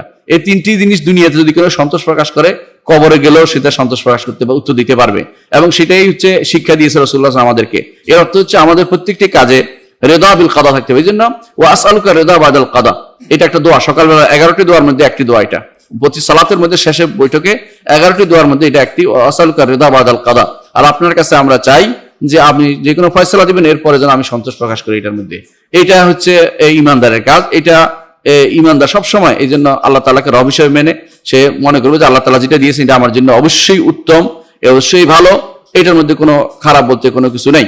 শুধু একজন মানুষ যখন এইটার মধ্যে থাকে সে কিন্তু সবসময় তাকদীরের সাথে থাকে, তাকদীরকে মেনে নিয়ে চলে, রাসূলুল্লাহ সাল্লাল্লাহু আলাইহি ওয়াসাল্লাম এটাকে ব্যাখ্যা করে বুঝিয়েছেন। তিনি বলেছেন আজাবান লিআমরিল মুমিন ইন্না আমরাহু কুল্লাহু খায়র, আমি আশ্চর্য হচ্ছি ঈমানদারের কর্ম নিয়ে।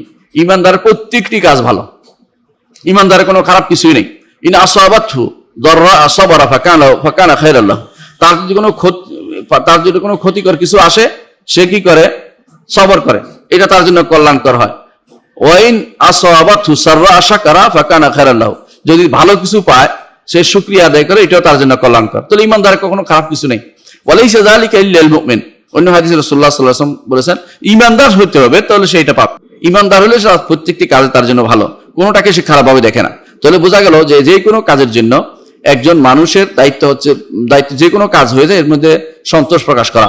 এই জন্য কেউ যদি ধরেন সফরে বের হয়েছে, তখন ঘটনাচক্রে তার কোনো অসুখ হয়েছে বা ব্যথা পাইছে, এটার কারণে সেজন্য বলে যে আমি যদি সফরে বের না হইতাম, আমি যদি এটা না করতাম, কারণ এটা তার জন্য লেখা হয়েছে সফরে বের হবে এসে, এখানে আরেকটু বলার কোনো সুযোগ নাই। আগে থেকে সাবধানতা অবলম্বন করার নিষেধ নাই এটাতে, কিন্তু সাবধানতা অবলম্বন এই নয় যে আমি কোথাও কাজে গেছি এক বিপদ হইলো কেন এই জন্য আমি বাড়াবাড়ি করতে থাকবো, আরেকজন দোষ দিয়ে থাকবো, এটা কোনো ঠিক নয়। আরেকজন দোষ না দিয়ে তখন নিজে বলতে হবে কাদ্দারাল্লাহু ওয়া মা শাআ ফাআলা, ওয়া মা শাআ ফাআলা, যা লিখছেন সেটাই আমি করবো। এটা হচ্ছে ইমানদারের কাজ। ইমানদার কখনো যদি বলে উল্লেখ করতে থাকে না, যদি এই লোকটা না আসতো, যদি ওইটা না আসতো, যদি রিক্সাটা না আসতো আমি পায়ে ব্যথা পাইতাম না, যদি গাড়িটা ওদিক থেকে না আসতো, যদি ড্রাইভারটা খারাপ হইতো, যদি ভালো হইতো, এই জাতীয় কথাবার্তা বলা ইমানদারের জন্য সাজে না। এখানে যে হাদিসটি আনা হয়েছে, হাদিসটির ব্যাখ্যায় আমরা এটাই বলবো। হাদিসটি আসলে একটা সংক্ষিপ্ত করা হয়েছে, সেটাকে একটা গুরুত্বপূর্ণ অংশ নিয়ে আসছেন, বাকি অংশ রেখে দিয়েছেন। তো পুরো হাদিসটা হচ্ছে এরকম, রাসূলুল্লাহ সাল্লাল্লাহু আলাইহি ওয়াসাল্লাম বলেছেন আল মুমিনুল কাওয়ি খায়রুন ওয়া আহাব্বু ইলাল্লাহি মিনাল মুমিনিদ দাঈফ ওয়া ফি কুল্লিন খায়রুন, যে শক্তিশালী ইমানদার আল্লাহর কাছে বেশি প্রিয়, আল্লাহর কাছে বেশি উত্তম, বেশি প্রিয়, বেশি উত্তম, মিনাল মুমিনিদ দাঈফ, দুর্বল ইমানদারের চেয়ে, ওয়া ফি কুল্লিন খায়রিন, উভয়ের মধ্যে প্রত্যেকের মধ্যে কল্যাণ রয়েছে। এখানে এই যে হাদিস এটুকু ব্যাখ্যা আনেন নাই তিনি, আমরা এটুকু ব্যাখ্যা করবো, তারপর হাদিসটা যতটুকু তিনি আছে সেটুকু ব্যাখ্যা করবো। এখানে তিনি বলে হাদিসে যেটা আসছে আল মুমিনুল কাওয়ি, শক্তিশালী ইমানদার। শক্তিশালী বলতে কাকে বোঝায়? গায়ের শক্তি না, এটা কিন্তু উদ্দেশ্য নয়। উদ্দেশ্য হচ্ছে যার ইমানই মজবুতি আছে সে শক্তিশালী হতেও পারে, নাও হতে পারে, গায়ের শক্তি না কমও থাকতে পারে। আবু বকর রাদিয়াল্লাহু আনহু তিনি ছিলেন দুর্বল মানুষ, কিন্তু তার ইমানের সবচেয়ে পৃথিবীর সমস্ত ইমানদার থেকে বেশি শক্তিশালী ইমানদার ছিলেন তিনি, এতে কোনো সন্দেহ নাই। অর্থাৎ নবী রাসূলদের পরে সবচেয়ে শক্তিশালী ইমানদার ছিলেন আবু বকর রাদিয়াল্লাহু আনহু। তিনি শক্তিতে, গায়ে শক্তি দুর্বল ছিলেন, কিন্তু সেটা তার জন্য কোনো ক্ষতিকর হয়নি, বরং ইমান কাওয়ি তারে ছিল, এটা বিশ্বাস করতে হবে। তো ইমানদার কাওয়ি, রাসূলুল্লাহ সাল্লাল্লাহু আলাইহি ওয়াসাল্লাম বলছেন আল মুমিনুল কাওয়ি, অর্থাৎ যে ইমানে শক্তিশালী, ইমানে শক্তিশালী, ইয়াকিন দৃঢ় ইমান যার হবে, সে কিন্তু সবসময় যদি বলবে না, সে সামনে অগ্রসর হবে, কাজ করে যাবে, সবসময় নিজেকে সাহসী করে তুলবে, প্রত্যেকটি কাজ করে যাবে, জিহাদে যাবে, সে আমরুল মারুফ ওয়া নাহি আনিল মুনকার করবে, ইবাদত করবে, এই জাতীয় কাজগুলি করে যাবে, সে পিছনের দিকে তাকাবে না। এই কাজগুলি সে কোনোদিন বলবে না যে আমি এগুলিকে তো মারা পড়বো, এখানে গেলে তো অসুস্থ হয়ে পড়বো, এখানে গেলে কে কি বলবে, ওখানে গেলে কে কি বলবে, এটা নয়। ইমানদার তখন সে অত্যন্ত শক্তিশালী ইমানদার, যে তার কাজটা এই জন্য সবসময় কর্মঠ হিসেবে কাজ হিসেবে চলে, সেখানে সে পিছনের দিকে তাকায় না। এখানে কখনো যদি বলে যে তাহলে কি দুর্বল গায়ের গোত্রে শক্তিশালী হওয়া কি জরুরি কিনা, এটা ভিন্ন মাসালা। যদি কেউ নিজের শক্তিকে ইমানের কাজে ব্যবহার করতে পারে, তাহলে তার গায়ে গোত্রে শক্তিশালী হওয়া খারাপ কিছু নয়, খারাপ কিছু নয়, এটা ইমানদার, এটা হতেই পারে, দুইটা তার তোমার শোনায় সোহাগা হবে, এটা খারাপ কিছু নয়। কিন্তু যদি কোনো ইমানের সাথে আসে আর শক্তি বিরাট একটা শরীর হলো, মোটা, কাজে লাগলো না, এটা দিয়ে কোনো কাজ হবে না, এটা দিয়ে কোনো কাজ হবে, এটা তার নেয়ামতের ভালো কাজে লাগাতে পারেনি সে। এই জন্য ইমানদার সবসময় চিন্তা করবে যে আমার শক্তি কোথায় ব্যয় হচ্ছে। আন শাবাবি ফিমা আবলা, হাসরের মাঠে জিজ্ঞাসা করবেন, সাল্লাল্লাহু আলাইহি ওয়াসাল্লাম বলেছেন, আল্লাহ তাআলা জিজ্ঞাসা করবেন তার যৌবন সম্পর্কে কোথায় সে ব্যয় করেছে। আন উমরি ফিমা আপনা, জীবন সম্পর্কে কোথায় সে নিঃশেষ করে দিয়েছে, এটা জিজ্ঞাসা করবে। এই জন্য যে যদি সে ভালো কাজে তার শক্তিকে ব্যবহার করে ইমানদারে, তাহলে এটা ভালো মধ্যে তার শোনায় সোহাগা হবে। আর খারাপ ব্যবহার করলে তাহলে বোঝা গেল ইমানের দুর্বলতার কারণে সে শরীরের শক্তি খারাপ ব্যবহার করছে, এর মধ্যে তখন আর শরীরের মধ্যে কোনো কল্যাণ নেই। আচ্ছা, রাসূলুল্লাহ সাল্লাল্লাহু আলাইহি ওয়াসাল্লাম যে হাদিসের বাকি অংশ বলেছেন আল মুমিনুল কাওয়ি খায়রুন ওয়া আহাব্বু ইলাল্লাহি মিনাল মুমিনিদ দাঈফ। খায়র অর্থ হচ্ছে কল্যাণকর, এর চেয়ে কল্যাণকর যেটা সবচেয়ে উত্তম, এটা হচ্ছে সবচেয়ে কল্যাণকর, এটা তার জন্য উপকার দিবে, এই জন্য এটা তার অনুসরণ করে চলবে মানুষ, এটা হলো কল্যাণকর। যে একটা মানুষ ইমানদার কত বেশি আমল করতে পারে, একজন দেখে কিন্তু উৎসাহী হবে, এবং একজন দেখে তার অনুসরণ করে চলবে, একজন দেশে উপকার নিবে। এই জন্য যে কেউ ইমানদার শক্তিশালী হবে, অর্থাৎ তার ইমানে শক্তিশালী হবে, অন্যরা এটা তার উপকার, এই জন্য খায়ের, কল্যাণকর, নিজের জন্য কল্যাণকর, অন্যের জন্য কল্যাণকর হবে। আর আহাব্বু ইলাল্লাহ, আল্লাহর জন্য সেটা প্রিয় কেন? আল্লাহ তাআলা সেটা বেশি বেশি সওয়াব দিবেন এটার কারণ। যদি ইমানটা মজবুত থাকে, বেশি শক্তিশালী থাকে ইমানটা, আল্লাহ তাআলা তাকে সেটা সওয়াব দিবেন। এরপর রাসূল বলেছেন মিনাল মুমিনের দায়ী, দুর্বল ইমানদার চেয়ে। বোঝা গেল দুর্বল ইমানদার এটা হচ্ছে কেমন, এটা শক্তিতে দুর্বল নয়, বরং ইমানের থেকে দুর্বল। অর্থাৎ যে কোনো কাজেই মানুষ হতাশ হয়ে পড়ে, হতোদ্যম হয়ে পড়ে, বিরু হয়ে পড়ে, কাজ করতে ইচ্ছা করে না। যেমন হজে গেলে কষ্ট হবে, যেতে চায় না। জিহাদে গেলে হাত পা ভাঙতে পারে, যেতে চায় না।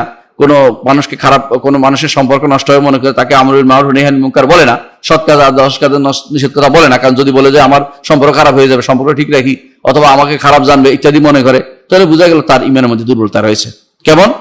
রাসূলুল্লাহ সাল্লাল্লাহু আলাইহি ওয়াসাল্লাম বলেছেন, মান রাআ মিনকুম মুনকারান ফালিয়ুগাইয়িরু বিয়াদিহি, তোমাদের মধ্যে কেউ যদি কোনো খারাপ কিছু দেখে সেজন্য হাত দিয়ে পরিবর্তন করে। ফাইলাম ইয়াসতাতি ফাবি কলবি, যদি না পারে তাহলে ফাইলাম ইয়াসতাতি ফাবি লিসানি, যদি না পারে তো হাত দিয়ে, মুখ দিয়ে, যদি না পারে মুখ দিয়ে, তাহলে সেজন্য অন্তর দিয়ে হলেও সেটা পরিবর্তন করার চেষ্টা কিন্তু আপনার তার থাকে।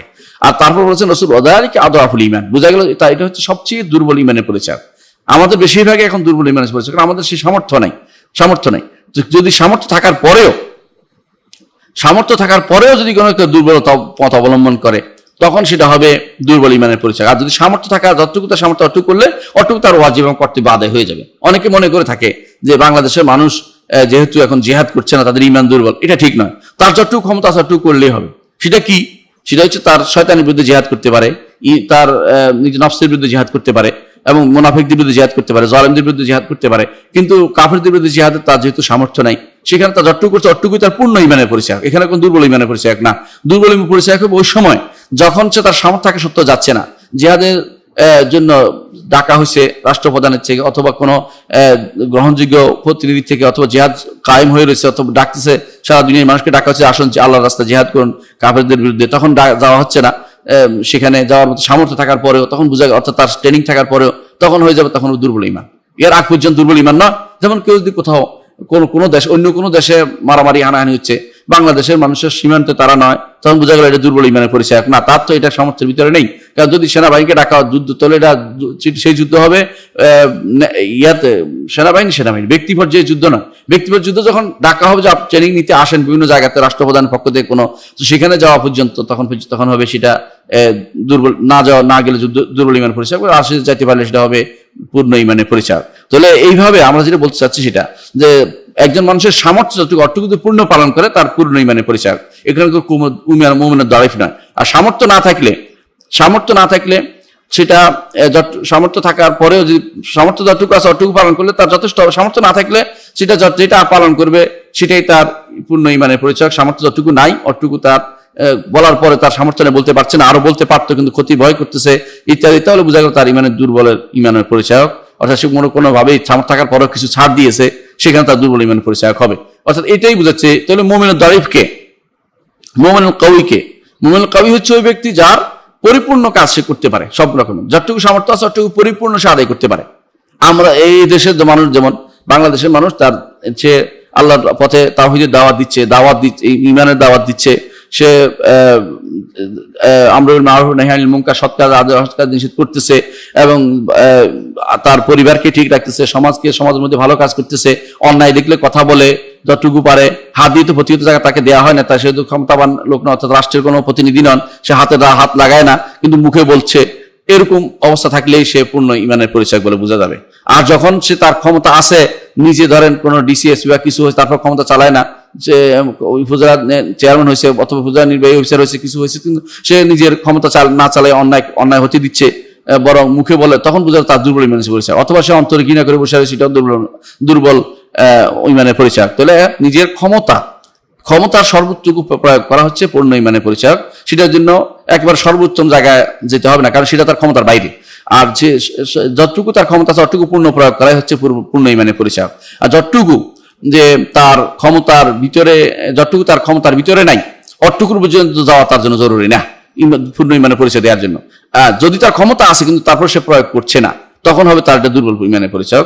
এইটা বুঝে নিতে হবে। অনেক সময় এটা দিয়ে অনেকে আমাদের সমাজে অনেকে বিভ্রান্তি তৈরি, বিশেষ করে যারা তথাকথিত ফেতনাবাজ লোকেরা যারা বিভ্রান্তি তৈরি করছে, বিশেষ করে জায়গায় জায়গায় যুবকদেরকে বিনষ্ট করছে, তাদেরকে এবারে সাবধান করা হচ্ছে বিষয়টা নিয়ে, যে আপনার ক্ষমতা অনুসারে আল্লাহ তাআলা জিজ্ঞাসা করবেন। লা ইউকাল্লিফুল্লাহু নাফসান ইল্লা উসআহা, আল্লাহ কাউকে সাধ্যের বাইরে কষ্ট দেন না। লা ইউকাল্লিফুল্লাহু নাফসান ইল্লা মা আতা, আল্লাহ কাউকে তাকে যা দিয়েছেন যে সামর্থ্য দিয়েছেন এর বাইরে আল্লাহ তাআলা কাউকে কষ্ট দেন না। সুতরাং আপনি মনে করার কোনো কারণ নাই যে আপনি বড়টা করতে পারেন নাই, সর্বোচ্চ যেটা জিহাদ যেটা কাফেরদের বিরুদ্ধে করতে পারেন নাই বলে আপনি দুর্বল ইমানের পরিচয়, এই জাতীয় কথা বলা জায়েজ নেই। বরং আপনার যতটুকু সামর্থ্য এতটুকু করতে পারছেন কিনা এটাই আপনার ইমানের পরিচয় হবে। তো রাসূলুল্লাহ সাল্লাল্লাহু আলাইহি ওয়াসাল্লাম যেটা বললেন সেটা আমরা এখন আলোচনায় আসি। এটা হচ্ছে বলেছেন যে আল মুমিনুল কাওয়ি খায়রুন ওয়া আহাব্বু ইলাল্লাহ মিনাল মুমিনিদ দাঈফ। শক্তিশালী ইমানদার খায়রুন অবশ্যই কল্যাণকর, তার কল্যাণ সব জায়গায়, তার কল্যাণ কি, তার তাসির পড়ে তার মানুষের উপরে, তার প্রভাব পড়ে, নিজেও প্রভাব ফেলে, উপকার পায় মানুষ, নিজেও তার দ্বারা উপকৃত হয়, মানুষ অনুসারী হয় তার। আহাব্বু ইলাল্লাহ আল্লাহর কাছেও তিনি বেশি প্রিয় হবেন, কারণ তার সওয়াব বেশি দিবেন তাকে।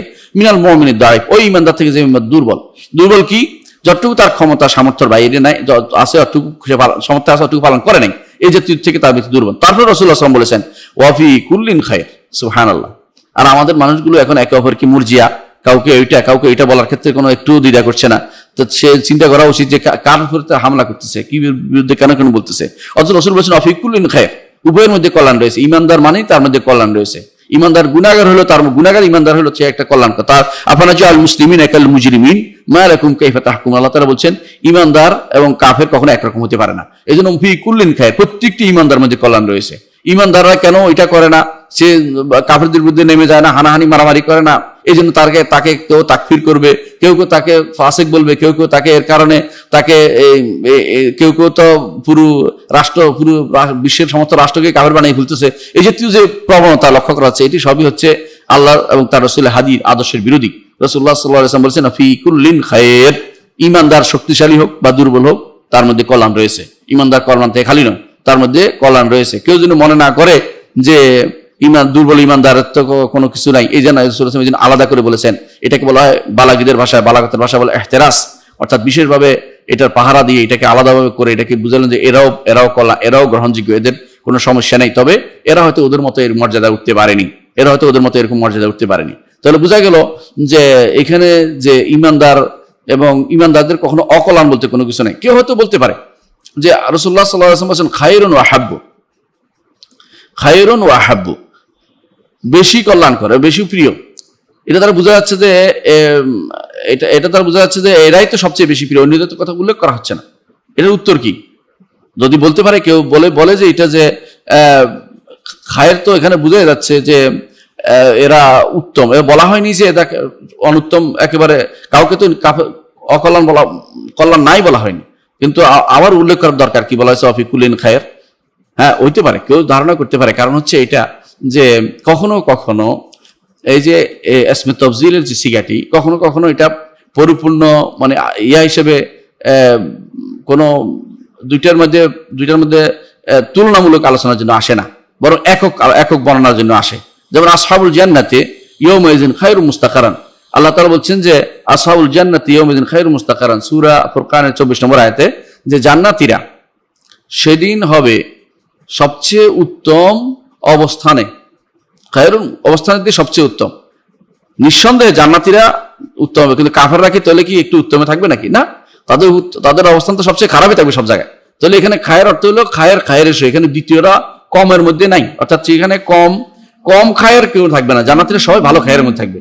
কিন্তু এর বিপরীতে জাহান্নামীরা সবচেয়ে খারাপের মধ্যে থাকবে। তো এখানে খায়ের বলতে এখানে সর্বোত্তমটাই বোঝানো হয়েছে, এখানে আবার তার তুলনামূলক উত্তম বোঝানো হয়নি।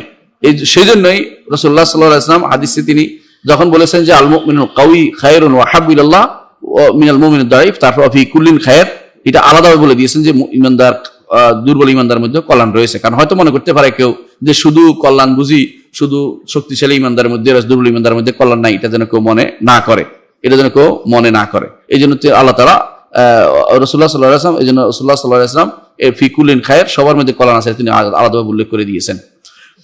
মানুষে যখন এটা শুনে সাধারণত অনেক সময় মনে করতে থাকে, যদি কেউ শুনে যে উত্তম এবং সবচেয়ে কল্যাণকর হচ্ছে ওই ব্যক্তি যে ব্যক্তি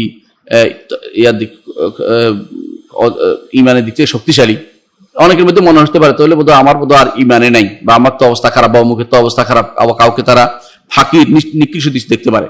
এই জন্য আল্লাহ রাসূল সাল্লাল্লাহু আলাইহি ওয়াসাল্লাম বলেছেন ফি কুল্লিন খায়র, যে না, তুমি এরকম মনে করার নাই, এরা উত্তম, ঠিক আছে, তুমি একেবারে অধম নাও, তোমারও কিছু না কিছু তোমার মধ্যেও কল্যাণ রয়েছে। আমরা এরকম একটা উদাহরণ দেখতে পাই রাসূলুল্লাহ আল্লাহ তাআলার কোরআন কি আয়াতে, সেখানে আল্লাহ তাআলা বলছেন লা ইয়াস্তাউই মিনকুম মান আনফাকা মিন ক্বাবলিল ফাতহি ওয়া কাতাল উলাইকা আ'যামু দারাজাতাম মিনাল্লাযিনা আনফাকু মিন বা'দ ওয়া কাতালু ওয়া কুল্লান ওয়া'দাল্লাহুল হুসনা। লা ইয়াস্তাউই মিনকুম মান আনফাকা মিন ক্বাবলিল ফাতহি, তোমাদের মধ্যে যে কেউ ফতহে মক্কার আগে, মক্কা বিজয়ের আগে খরচ করছে সে সমান হবে না। যে কেউ তোমাদের মধ্যে মক্কা বিজয়ের আগে খরচ করেছে, মক্কা বিজয়ের আগে যুদ্ধ করেছে, সে দুইজন একরকম হবে না। কার মতো একরকম হবে না? যারা পরে আল্লাযীনা আনফাকু মিন বা'দ ওয়া কাতালু, যারা যুদ্ধ মক্কা বিজয়ের পরে যুদ্ধ করেছে, মক্কা বিজয়ের পরে যারা খরচ করেছে আল্লাহর রাস্তায়, তারা কখনো একরকম হবে না। আল্লাহ তাআলা বলছেন উলাইকা আ'যামু দারাজা, যারা আগে করেছে মক্কা বিজয়ের আগে যারা ইসলাম, তাদের দরজাটা অনেক উপরে, মর্যাদা অনেক উপরে, তাদের মর্যাদা অনেক উপরে। এরপর আল্লাহ তাআলা বলছেন ওয়া কুল্লান ওয়া'দাল্লাহুল হুসনা, আল্লাহ এদের প্রত্যেকের জন্যই হোসনার ওয়াদা করেছেন। হোসনা কি? জান্নাতের ওয়াদা করেছেন, উত্তম প্রতিদানের ওয়াদা করেছেন। উত্তম প্রতিদান জান্নাত। আল্লাহ তাআলা এই জন্য সাহাবায়ে কেরাম সবাই জান্নাতি। দুর্ভাগ্যবশত কিছু মানুষকে দেখা যায় মুআবিয়া রাদিয়াল্লাহু আনহু সম্পর্কে উচ্চবাচ্য করে। তারা বলে যে দুর্ভাগ্য তাদের এটা, এরা নিজেদের ক্ষতি করেছে, কারো কোনো ক্ষতি করবে না। মুআবিয়া রাদিয়াল্লাহু আনহু জান্নাতি, এরা জান্নাতি বলে আল্লাহ তাআলা সার্টিফিকেট দিয়ে দিয়েছেন। কুল্লান ওয়া'দাল্লাহুল হুসনা, আল্লাহ তাআলা প্রত্যেকটি সাহাবীকে জান্নাতের সুসংবাদ দিচ্ছেন। সুতরাং এদের প্রত্যেকে জান্নাতে চলে যাচ্ছে, অথচ এদের দ্বারা কেউ ধ্বংস হয়ে যাচ্ছে, এদের দ্বারা কেউ কেউ ধ্বংস হয়ে যাচ্ছে। কিরকম? কিছু মানুষ আছে বলে শুনবেন যে মুআবিয়া রাদিয়াল্লাহু আনহু তার পিতা তো মক্কা বিজয়ের সময় ইসলাম গ্রহণ করছে, পালিয়েছিল, সেখানে ধরা পড়ে ইসলাম গ্রহণ করছে, এই জাতীয় কথাবার্তা বলে, অপমানজনক কথাবার্তা বলে। এর অর্থ হচ্ছে তাদের সাহাবাদের বিরুদ্ধে তাদের একটা হিংসা বিদ্বেষ রয়ে গেছে। অথচ সাহাবাদের বিরুদ্ধে হিংসা বিদ্বেষ থাকার অর্থ হচ্ছে তার ইমানের মধ্যে কমতি থাকার প্রমাণ, ইমানের মধ্যে কম থাকার প্রমাণ। এই জন্য মালিক রাহমাতুল্লাহ আলাইহি যারা এরকম সাহাবায়ে কেরামের মধ্যে হিংসা বিদ্বেষ থাকবে, তারা কোনো ফাইয়ের মালিক হবে না। ফাইয়ের মালিক না, ফাই অর্থ যেটা গনিমতের মালিক, কোনো সম্পদের মালিক হবে না। কারণ আল্লাহ তাআলা গনিমতের সম্পদের মালিক হওয়ার জন্য শর্ত দিয়েছেন। এটা সেটা কি? যে ওয়ালাযিনা জাউ মিন বা'দি ইয়াকুলু রব্বানা হাব লানা রব্বানা ইগফির লানা ওয়া লিইখওয়ানিনা সাবাকুনা বিল ঈমান ওয়া লা তাজআল ফি কুলুবিনা গিল্লাল লিল লাযিনা আমানু রব্বানা ইন্নাকা রাউফুর রাহিম। যে গনিমতের মাল, ফাইয়ের মাল পেতে হলে অবশ্যই তারা পরবর্তী এটা বলতে হবে যে আল্লাহ আমাদের আগে যারা চলে গেছে তাদেরকে আপনি ক্ষমা করে দিন, তারা ঈমান নিয়ে চলে গেছে, আমাদের অন্তরে তাদের জন্য কোনো হিংসা বিদ্বেষ রাখেন না। তাহলে হিংসা বিদ্বেষ না রাখাটা গনিমতের মাল পাওয়ার জন্য একটা গুরুত্বপূর্ণ শর্ত। এটা মালিক রাহমাতুল্লাহ আলাইহি নিয়েছেন। এই জন্য তিনি বলেছেন যে যাদের সাহাবায়ে কেরামের ব্যাপারে কোনো হিংসা বিদ্বেষ থাকবে তারা গনিমতের মাল পাবে না, তাদের অংশ পাবে না। আর এই জন্য মালিক রাহমাতুল্লাহ আলাইহি মুহাম্মদুর রাসূলুল্লাহ যিনি আশিদ্দা আল কুফার রাহমা বাইনহুম তারাহুম রুকআন সুজুদান ইয়াবতাগুনা ফাদলান মিনাল্লাহি ওয়া রিদওয়ানা সিমাহুম ফি উজুহিহিম মিন আসার যালিকা মাসালুহুম ফিত তাওরাত মাসালুহুম ফিল ইনজিল কাযারিন আখরাজা শাতআহু ফাআযারা ফাস্তাগলাযা ফাস্তাওয়া আলা সুকি ইউজিবু যুররা লিয়াগিযা বিহিল কুফার। মুহাম্মদুর রাসূলুল্লাহ সাল্লাল্লাহু আলাইহি ওয়াসাল্লাম সাথীদের ব্যাপারে সূরা ফাতহার ব্যাপারে শেষে আল্লাহ সূরা ফাতহার শেষে দিয়ে যে আয়াতটি, সর্বশেষ আয়াতটির মধ্যে আল্লাহ তাআলা উল্লেখ করেছেন যে মুহাম্মদুর রাসূলুল্লাহ সাথীরা হচ্ছে যে যারা তাদের বিদ্বেষ রাখে তারা কাফের, লিয়াগিযা বিহিল কুফার। সুবহানাল্লাহ। তাদের বিরুদ্ধে সাহাবায়ে কেরামের বিরুদ্ধে বিদ্বেষ রাখে তারা কাফের, অথচ তারা, আমরা সরাসরি নির্দেশ নির্ধারণ করে বলছেন কেউ হয়তো ভুলে থাকতে পারে, কিন্তু আল্লাহ তাআলা বলছেন লিয়াগিযা বিহিল কুফার। মুহাম্মদুর রাসূলুল্লাহ সাল্লাল্লাহু আলাইহি ওয়াসাল্লাম সাহাবাদের মধ্যে দেখলে ওদের মনে কষ্ট আসে, এদের মনে কষ্ট আসে। মুআবিয়া রাদিয়াল্লাহু আনহুর ব্যাপারে তাদের মধ্যে যখন কষ্ট থাকবে, অর্থ তাদের ঈমানের মধ্যে খলল আছে, সমস্যা আছে। এই জন্য আমাদের উস্তাদ সবসময় বলতেন, আব্দুল মুহসিন আব্বাদ হাফিজাহুল্লাহ, তিনি সবসময় বলতেন যে মুআবিয়া হাসাতুরুম বাইনানা, মুআবিয়া রাদিয়াল্লাহু আনহু হচ্ছে আমাদের মধ্যে এবং কুফরের মধ্যে হচ্ছে একটা পর্দার মতো। যে ব্যক্তি পর্দা ছিদ্র করবে সে কাফের হয়ে যাবে ধীরে ধীরে। এই জন্য অনেকেই দেখা যায় মুআবিয়া রাদিয়াল্লাহু আনহু উচ্চবাচ্য করে, এরা হচ্ছে পথভ্রষ্ট, দিকভ্রান্ত, এদের ব্যাপারে আমাদের সাবধান থাকতে হবে, এদেরকে সাবধান করতে হবে যে আপনি সাহাবায়ে কেরামের কথা বলার কোনো অধিকার রাখেন না। সাহাবায়ে কেরাম যা হয়ে গেছে, উলাইকা যাহাবু বিআমালিহিম, তারা আমল নিয়ে চলে গেছে, তাদের আমল নিয়ে চলে, সেখানে কি যুদ্ধ, সেখানে আপনার ভালো মন্দ, আপনি কোনো এখানে কোন রকমের করার দরকার নেই। আপনার কোন রকমের আপনি তারা ভালো কি মন্দ করেছে এটার কোনো আপনার ফয়সালা মীমাংসা করার দরকার নেই। আপনার এখানে কোন রকমের আপনার সালিশি করার দরকার নেই যে এটা করেছে ওইটা ভালো, এটা বলার দরকার নেই। আপনি একদম চুপ থাকবেন এখানে। আর সুকুতু আম্মা শাজারা বাইনাহুম, তাদের ব্যাপারে যা ঘটেছে সেবারে চুপ থাকা, এটা হচ্ছে। অথচ দেখেন আল্লাহ তাআলা কি বলতেছেন, দেখেন যারা বলে যে তারা মুআবিয়া রাদিয়াল্লাহু আনহু যুদ্ধের ব্যাপারে, মুআবিয়া রাদিয়াল্লাহু আনহু তিনি তো ইয়ার ব্যাপারে এই ফতহ মক্কার সময় জোর করে ইসলাম গ্রহণ করেছেন, এই জাতীয় কথাবার্তা বলে আল্লাহ তাআলা বলছেন তাদের সম্পর্কে, যারা ঈমান সাহাবায়ে কেরাম প্রত্যেকের সম্পর্কে, যারা আগে পরে একরকম হবে না, ঠিক আছে মানলাম, আবু বকর ওমরের মতো হতে পারবে না, সাদ ইবনে আবি ওয়াক্কাসের মতো হতে পারবে, জান্নাতে 10 জনের মতো হতে পারবে না, কিন্তু অন্যান্য সাহাবীদের সবাই যারা ফতহ মক্কার পর ঈমান আছে তারা সবাই আল্লাহ তাদের সম্পর্কে বলছেন ওয়া কুল্লান ওয়াদাল্লাহু হুসনা, তাদের প্রত্যেকের জন্য আল্লাহ তাআলা জান্নাতের ব্যবস্থাপনা করেছেন, প্রত্যেকে তারা উত্তম ওয়াদা করেছেন, এটা জান্নাত। এই জান্নাতের আল্লাহ তাআলা ওয়াদা করছেন। এর অর্থ হচ্ছে ইমানদার কখনো সাহাবায়ে কেরামের ব্যাপারে কোনো উচ্চবাচ্য করে না, কারো ব্যাপারে, না আমর ইবনে আস রাদিয়াল্লাহু আনহু সম্পর্কে, না মুগীরা ইবনে শুবা রাদিয়াল্লাহু আনহু সম্পর্কে, না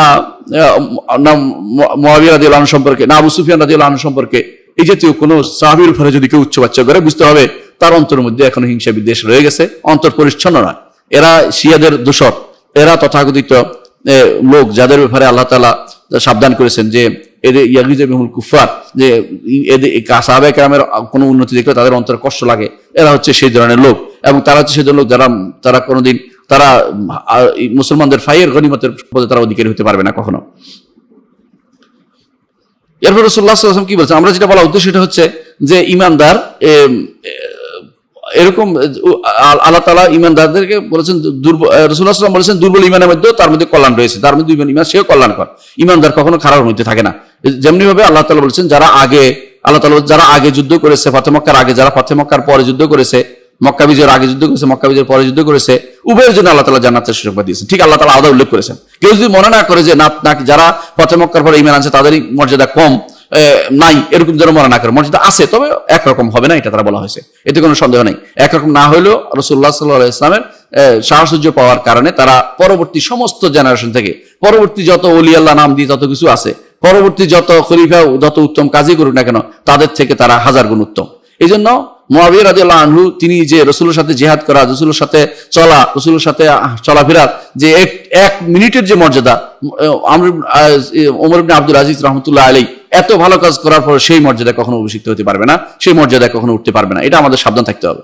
আচ্ছা, আমরা আমাদের দার্সে চলে আসি। সেখানে কি বলা হচ্ছে, রাসূলুল্লাহ সাল্লাল্লাহু আলাইহি ওয়াসাল্লাম বলেছেন যে ইহরাস আলা মা ইয়ানফাউকা। রাসূলুল্লাহ সাল্লাল্লাহু আলাইহি ওয়াসাল্লাম বলেছেন যে ইমানদার, শক্তিশালী ইমানদার উত্তম, দুর্বল ইমানদার থেকে উভয়ের মধ্যে আল্লাহ কল্যাণ রেখেছেন। তবে কেউ যেন এটা করে, ইহরাস আলা মা ইয়ানফাউকা, প্রত্যেকে যেন তার প্রচেষ্টা চালিয়ে যায় যে যেটা তার উপকার দিবে সেটা সে করবে, যেটা মা ইয়ানফাউকা, যা তার কাজে লাগবে সেটা যেন সে করে, যেটা কাজে লাগবে সেটা যেন করে, যেটা কাজে লাগবে কি, যেটা উপকার হবে, যে জিনিসে কল্যাণ রয়েছে সে বুঝতে পারছে এটা তার জন্য কল্যাণকর, সেটা সে করে। দুনিয়ার দিনের কাজ হোক, দুনিয়ার কাজ হোক, কল্যাণকর কাজে সময় ব্যয় করে বলছে, অর্থাৎ অলস না হয়ে যায়, সে যেন হতোদ্যম না হয়ে যায়, সেই জন্য আশাহত না হয়ে যায়। এই জন্য বলছেন ইহরাস আলা মা ইয়ানফাউকা, যতটুকু তোমার প্রচেষ্টা আছে ততটুকু তুমি চালিয়ে যাও, দুনিয়ার কাজ দিনের কাজের মধ্যে তুমি চালিয়ে যাও। কারণ মানুষের বান্দার কর্মকাণ্ড সাধারণত চার অবস্থার বাইরে যায় না।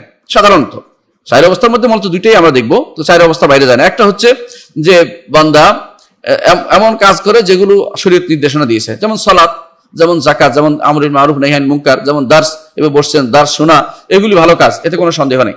এটার জন্য সবসময় আকাঙ্ক্ষী থাকে, আবার আকাঙ্ক্ষা করতে থাকে। আরেকটা হচ্ছে ক্ষতিকর ভালো, যেটা অবশ্যই শরীয়ত নির্দেশনা দিয়েছে। আরেকটা যে ক্ষতিকর, শরীয়তে নিষেধ করে দিয়েছে, লা দরারা ওয়ালা দিরার, এবং নিষেধ করে দিয়েছেন শরীয়তে যে এটা যেন কেউ না করে, যে দরারা ওয়াহাদি মাহযুব মুহাদ্দার আনহা, এটা থেকে শরীয়ত নিষেধ করে দিয়েছেন। ক্ষতিকর যেটা, এটা নিষেধ, ক্ষতিকর যেটা করা যাবে না।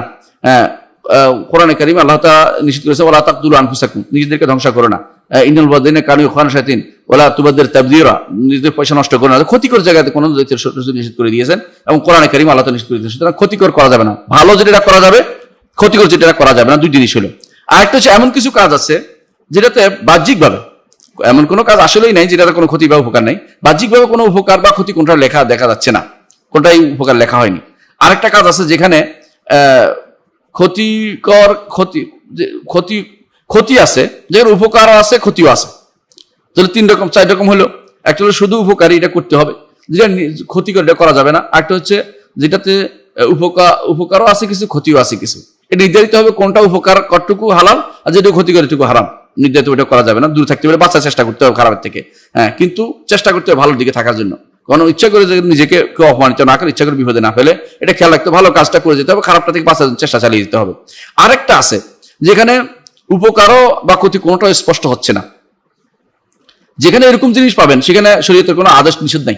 কারণ এখানে শরীয়তে এখানে বলা হয়নি ভালো মন্দ কোনটা, ধর আপনি পানি খাবেন কি খাবেন না, এটা ভালো মন্দ কোনটাই আপনার প্রয়োজন নেই। আপনি যদি বলেন যে উপকার আছে পানি খাবেন, উপকার নাই এখানে খাবেন না, খারাপ মনে করলে এখানে খাবেন না, অর্থাৎ এমন সাধারণত এরকম জিনিসগুলো তখন এর পরিণতি কি এটার উপর নির্ভর করবে, সর্বশেষ পরিণতি কি হবে এটার উপর নির্ভর করবে। দুনিয়ার মানুষ এখন রাজনীতি করে এটা ওসিলা হিসেবে, মাধ্যম হিসেবে। রাজনীতি কোনো শরীয়তের বিধান না। অনেকে রাজনীতিকে ফরজ বানিয়ে নিয়েছে। রাজনীতি, ইসলামী রাজনীতি ফরজ। কেউ তো বড় বড় আর্টিকেল লিখে বলতেছে, বড় বড় বই লিখে বলতেছে ইসলামী রাজনীতি ফরজ। সুবহানাল্লাহ। রাজনীতি কি জিনিসটা আগে বোঝা দরকার।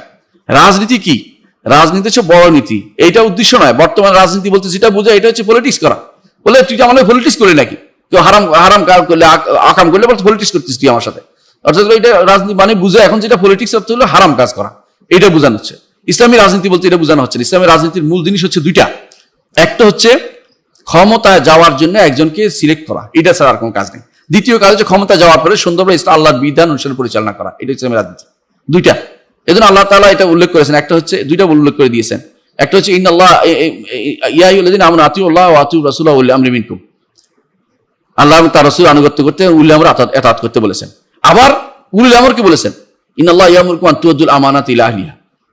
দুইটা আয়াত পরপর দুইটা আয়াত আল্লাহ তাআলা পুরো রাজনীতিকে একসাথে করে দিয়েছেন, উল্লেখ করে দিয়েছেন। অর্থাৎ ক্ষমতায় যাওয়ার আগে কারা ক্ষমতা যাবে চেষ্টা চালানো ভালো মানুষকে ক্ষমতায় দিতে, ক্ষমতায় যাওয়ার পরে যারা ক্ষমতা যাবে তাদেরকে তার গাইড করা, তাদেরকে পরিচালনা করা, তারা যেন সঠিক পথ চলে তাদেরকে দেখা দেয়, এটা ইসলামী রাজনীতি। এর বাইরে ইসলামী রাজনীতি বলতে সারাক্ষণকে এটা বানাবো এটা বানাবো এবং এটাকেই ওসিলাকে মাধ্যমটাকে আমি এখন ক্ষমতা এখন মূল জিনিস বানিয়ে নিয়েছি। অনেকে এটার জন্য জাকাত দিচ্ছে দুর্ভাগ্যবশত, জাকাত ব্যবহার করতেছে, অনেকে এটাকেই মূল মনে করতেছে। অথচ এটা মাধ্যম, ওসিলা।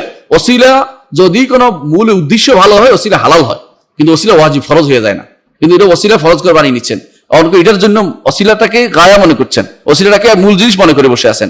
জানতে হবে পার্থক্যটা কোথায়, ওসিলা কোনটা, কোনটা মাধ্যম আর কোনটা মূল জিনিসটা পার্থক্য করতে হবে। ওসিলা কোনো ওসিলা মাধ্যম যেটা কোনো কিছু যাওয়ার মাধ্যমটা, ওয়াসিতা যেটা, এটাকেই যদি কোনো কেউ মূল জিনিস মনে করে বসেন। একজন মানুষ হজে যাবে, হজটা তার উদ্দেশ্য। এখন যদি মনে করেন যে বিমানে চড়া তার সওয়াবের কাজ, তাহলে গুনাহ হবে। এটা বিমানের কাজ সওয়াবের কাজ না। বিমানে যদি হজ যেতে পারেন ভালো, বিমানে যদি কোনো আপনি থাইল্যান্ড যান খারাপ কাম করতে, তাহলে গুনাহের কাজ। ব্যাংকক যান, তাহলে বুঝে গেল বিমানে চড়াটাকে আপনি ওসিলা হিসেবে গায়া মনে করবেন না। তাহলে আপনি রাজনীতি করেন দুনিয়ার বুকে, এখন যেটা রাজনীতি বলে পরিচিত সেটা হচ্ছে একে অপরের কিভাবে ক্ষমতা যাওয়া চিন্তা ভাবনা করা। এটা আপনি যদি কোনো ভালোভাবে যেতে পারেন, এটা আপনার একটা ওসিলা মাধ্যম, যাওয়ার পরে আপনার সেটাকে সওয়াব পাবেন বা নির্ধারণ হবে।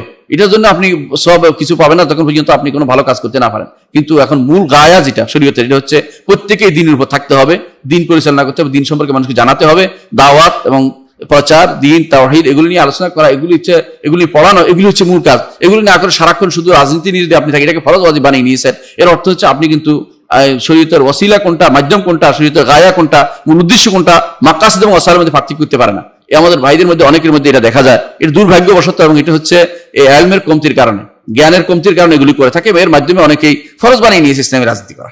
কিসে ইসলামী রাজনীতি ফরজ কোথায় হলো, কোথাও ওয়াজিব, কোথায় কোনটা কোনটা ওসিলা, কোনটা কোনটা একটা কাজের মাধ্যম হিসেবে যাচ্ছে, আর কোনটা একটা কাজের ইয়া হিসেবে যাচ্ছে, মূল উদ্দেশ্য, এটা তারা পার্থক্য করতে পারে না। অনেকে দুর্ভাগ্যবশত ইসলামী রাজনীতির জন্য অনেকে নিয়ে নিছে সালাত, যাকাত, সওম এগুলিকে ওসিলা বানিয়ে ফেলছে। অর্থাৎ সুবহানাল্লাহ, যেটা আল্লাহর কাছে গায়া, যেটা ছিল মূল উদ্দেশ্য, এটাকে বানিয়ে নিয়েছে ওসিলা, যেটা আল্লাহর কাছে, যেটা কোনো মাধ্যম হতে পারে, এটা ভালো হতে পারে খারাপ হতে পারে। 1000 বছর রাজনীতি করার পরেও যদি কোনো কেউ খারাপের দিকে চলে যায়, অর্থ হলো মূল উদ্দেশ্য খারাপ ছিল। অনেক মানুষ আছে দেখা যায় ইসলামী রাজনীতি করতে করতে একসময় অনিসলামী রাজনীতি শুরু করে দিয়েছে। অনেকে শেষে বলে যে আমরা ইসলাম চাই না, অনেকে নাম কেটে দেয়, ইসলাম নাম কেটে ইসলামী শরিয়া বাস্তবায়ন এটা কেটে দেয়, নিজে কেটে দিচ্ছে। কত বড় সাহস, নিজে কেটে দেয়। এর অর্থ হচ্ছে সে এখন ক্ষমতা যাওয়ার জন্য সব রকমের ছাড় দিতে রাজি আছে। প্রয়োজনে কাফের সাথে হাত মিলাবে, হিন্দুর সাথে হাত মিলাবে, প্রয়োজনে নারীর সাথে বসে বসে গল্প করবে। এগুলি কোনো তাদের সমস্যা নাই। সমস্যা হয় তখনই যখন তারা আল্লাহ তাআলার বিধানকে তারা মনে করছে যে এটা একটা ওসিলা, সালাত এগুলি তাদের কাছে ওসিলা। তারা মনে করে যে কেউ যদি কোনো আল্লাহর বিধানকে প্রতিপালন করে আর কোনো কিছু না করে ওদের সাথে না যোগ দিয়ে তারা ঈমানদার নয়, এটা তাদেরকে সমস্যা মনে হয়। তারা অন্য হারাম সবকিছু করতে রাজি আছে। এটা আসলে আল্লাহর দ্বীন সম্পর্কে না জানা, অজ্ঞতা, মূর্খতার প্রমাণ ছাড়া কিছুই নয়। তো আমরা যেটা বলছিলাম যে একজন মানুষের কর্মকাণ্ডের মধ্যে 4 ধরনের অবস্থা হতে পারে। একটা হচ্ছে উপকারী, সেটা সে করবেই। যেটা অপকারী এটা বাদ দিবেই। যেটা মধ্যে উপকার এবং অপকার দুটো মিলিয়ে আছে, সেটা সে ভালো অংশ গ্রহণ করবে, খারাপটা থেকে বাঁচার জন্য সচেষ্ট থাকবে। আর যেটা ভালো মন্দ দুইটা কোনোটা স্পষ্ট হচ্ছে না, শরীয়তে কোনো নির্দেশনা দেয় না, এটাকে বলছি ওসিলা হিসেবে নেওয়া হয়। যে এই ওসিলা এই যদি এই উপায়ের মাধ্যমে অবলম্বন করে যে ভালোর দিকে যায় তাহলে ভালো হবে, খারাপ দিকে যে ভালো হবে, এই ওসিলাটাকে তখন একটা ইবাদত হিসেবে মনে করা যাবে না, এবং এটাকে ফরজ ওয়াজিব বলা যাবে না, এটাকে ফরজ ওয়াজিব বলা যাবে না। হ্যাঁ, যদি এমন হয় যেটা শরীয়তে দুইটা জিনিসে বলা হয়েছে, দুইটাই, যেমন ওযু, আপনার সালাতের জন্য ওযু করা, ওযুটা ফরজ করা শরীয়তে। এমন নয় যে ওযুটা শুধু মাধ্যম এটা না, অজুটাও ফরজ।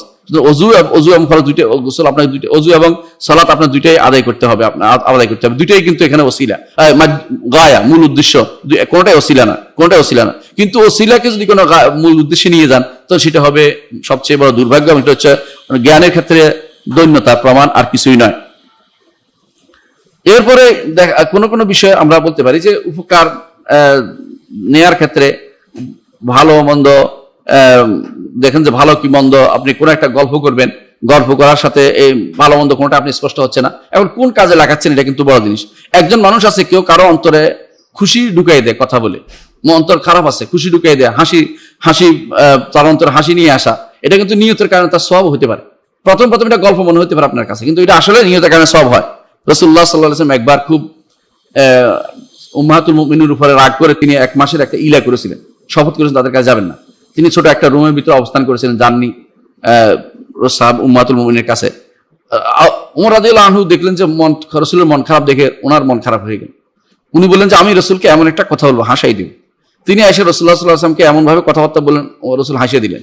এটা উদ্দেশ্য ছিল রাসূলের অন্তরের ভিতরে খুশি ঢুকানো, ইদখালু সুরুর ফি কলবিল মুমিন। একজন ঈমানদার অন্তরের ভিতরে খুশি ঢুকিয়ে দেয়, এটা সবের কাজ।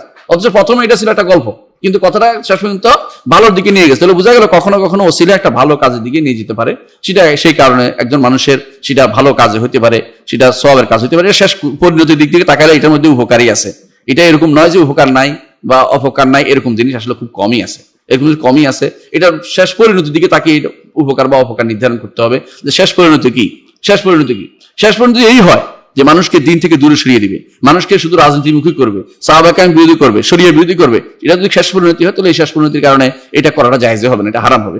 শেষ পরিণতি যদি কিনা ভালো হয় যে মানুষকে দিনের উপর প্রতিষ্ঠিত করবে, মানুষকে দিন মেনে চলবে, তাওহীদ প্রতিষ্ঠা করবে, আল্লাহর দিনকে জানাবে, যারা মানুষ জানছে না তাদেরকে জানানোর জন্য সর্বক্ষণ চেষ্টা থাকবে, তাদেরকে কোরআন পড়াবে, হাদিস পড়াবে, এটা ভালো কাজ। এবার কোনটা মানুষ গ্রহণ করছে সেটা দেখার বিষয় রয়েছে, কোনটার উপর মানুষের এখন তার কাজ করে যাচ্ছে সেটার উপর নির্ভর করবে হালাল বা হারাম। সেখানে বোঝা গেল আসলে মূলত এমন কোন জিনিস নাই যে একেবারে খারাপ বোঝা যাচ্ছে না, ভালো বোঝা যাচ্ছে না, এমন জিনিস খুব কম।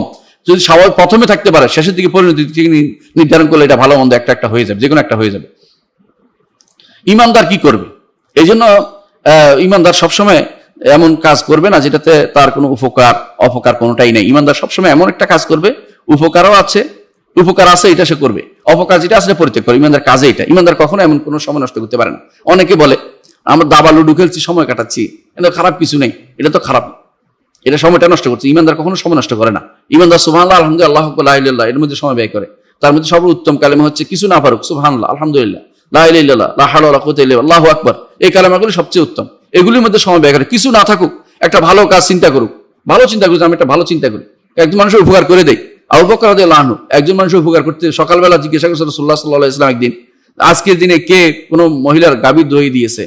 কেউ কথা বলে না। আবু বকর রাদিয়াল্লাহু আনহু বলে আমি। আবু বকর বলে আমি। বলে যে আজকের দিনে কে জানাজার পিছনে গেছে? কেউ কথা বলে না। আবু বকর রাদিয়াল্লাহু আনহু বলে আমি। আজকে কে রোজা অবস্থা সকাল করেছে? কেউ কথা বলে না। আবু বকর বলেন যে আমি। আজকের দিনে কে এটা করেছে? আবু বকর দান করেছে। আবু বকর বলেন যে আমি। কেউ কথা বলেনি। এর অর্থ হচ্ছে অন্যের কল্যাণে কিন্তু তারা ব্যয় করছে নিজেদেরকে। এর অর্থ যে কোনো কাজ বেহুদা সময় নষ্ট করেন না কেউ লুডু খেলা, দাবা খেলা, এই জাতীয় জিনিসকে কেউ জায়েজ মনে করে নাই। অথচ আমাদের সমাজে আজ দেখা যায় কিছু মানুষ আছে যারা এগুলোকে বলে যে এগুলোর মধ্যে অপকার কিছুই নাই। কি অপকার নাই? এটা অপকার ভর্তি। অপকার নাই মানে এগুলি মানুষকে বিভ্রান্ত করে।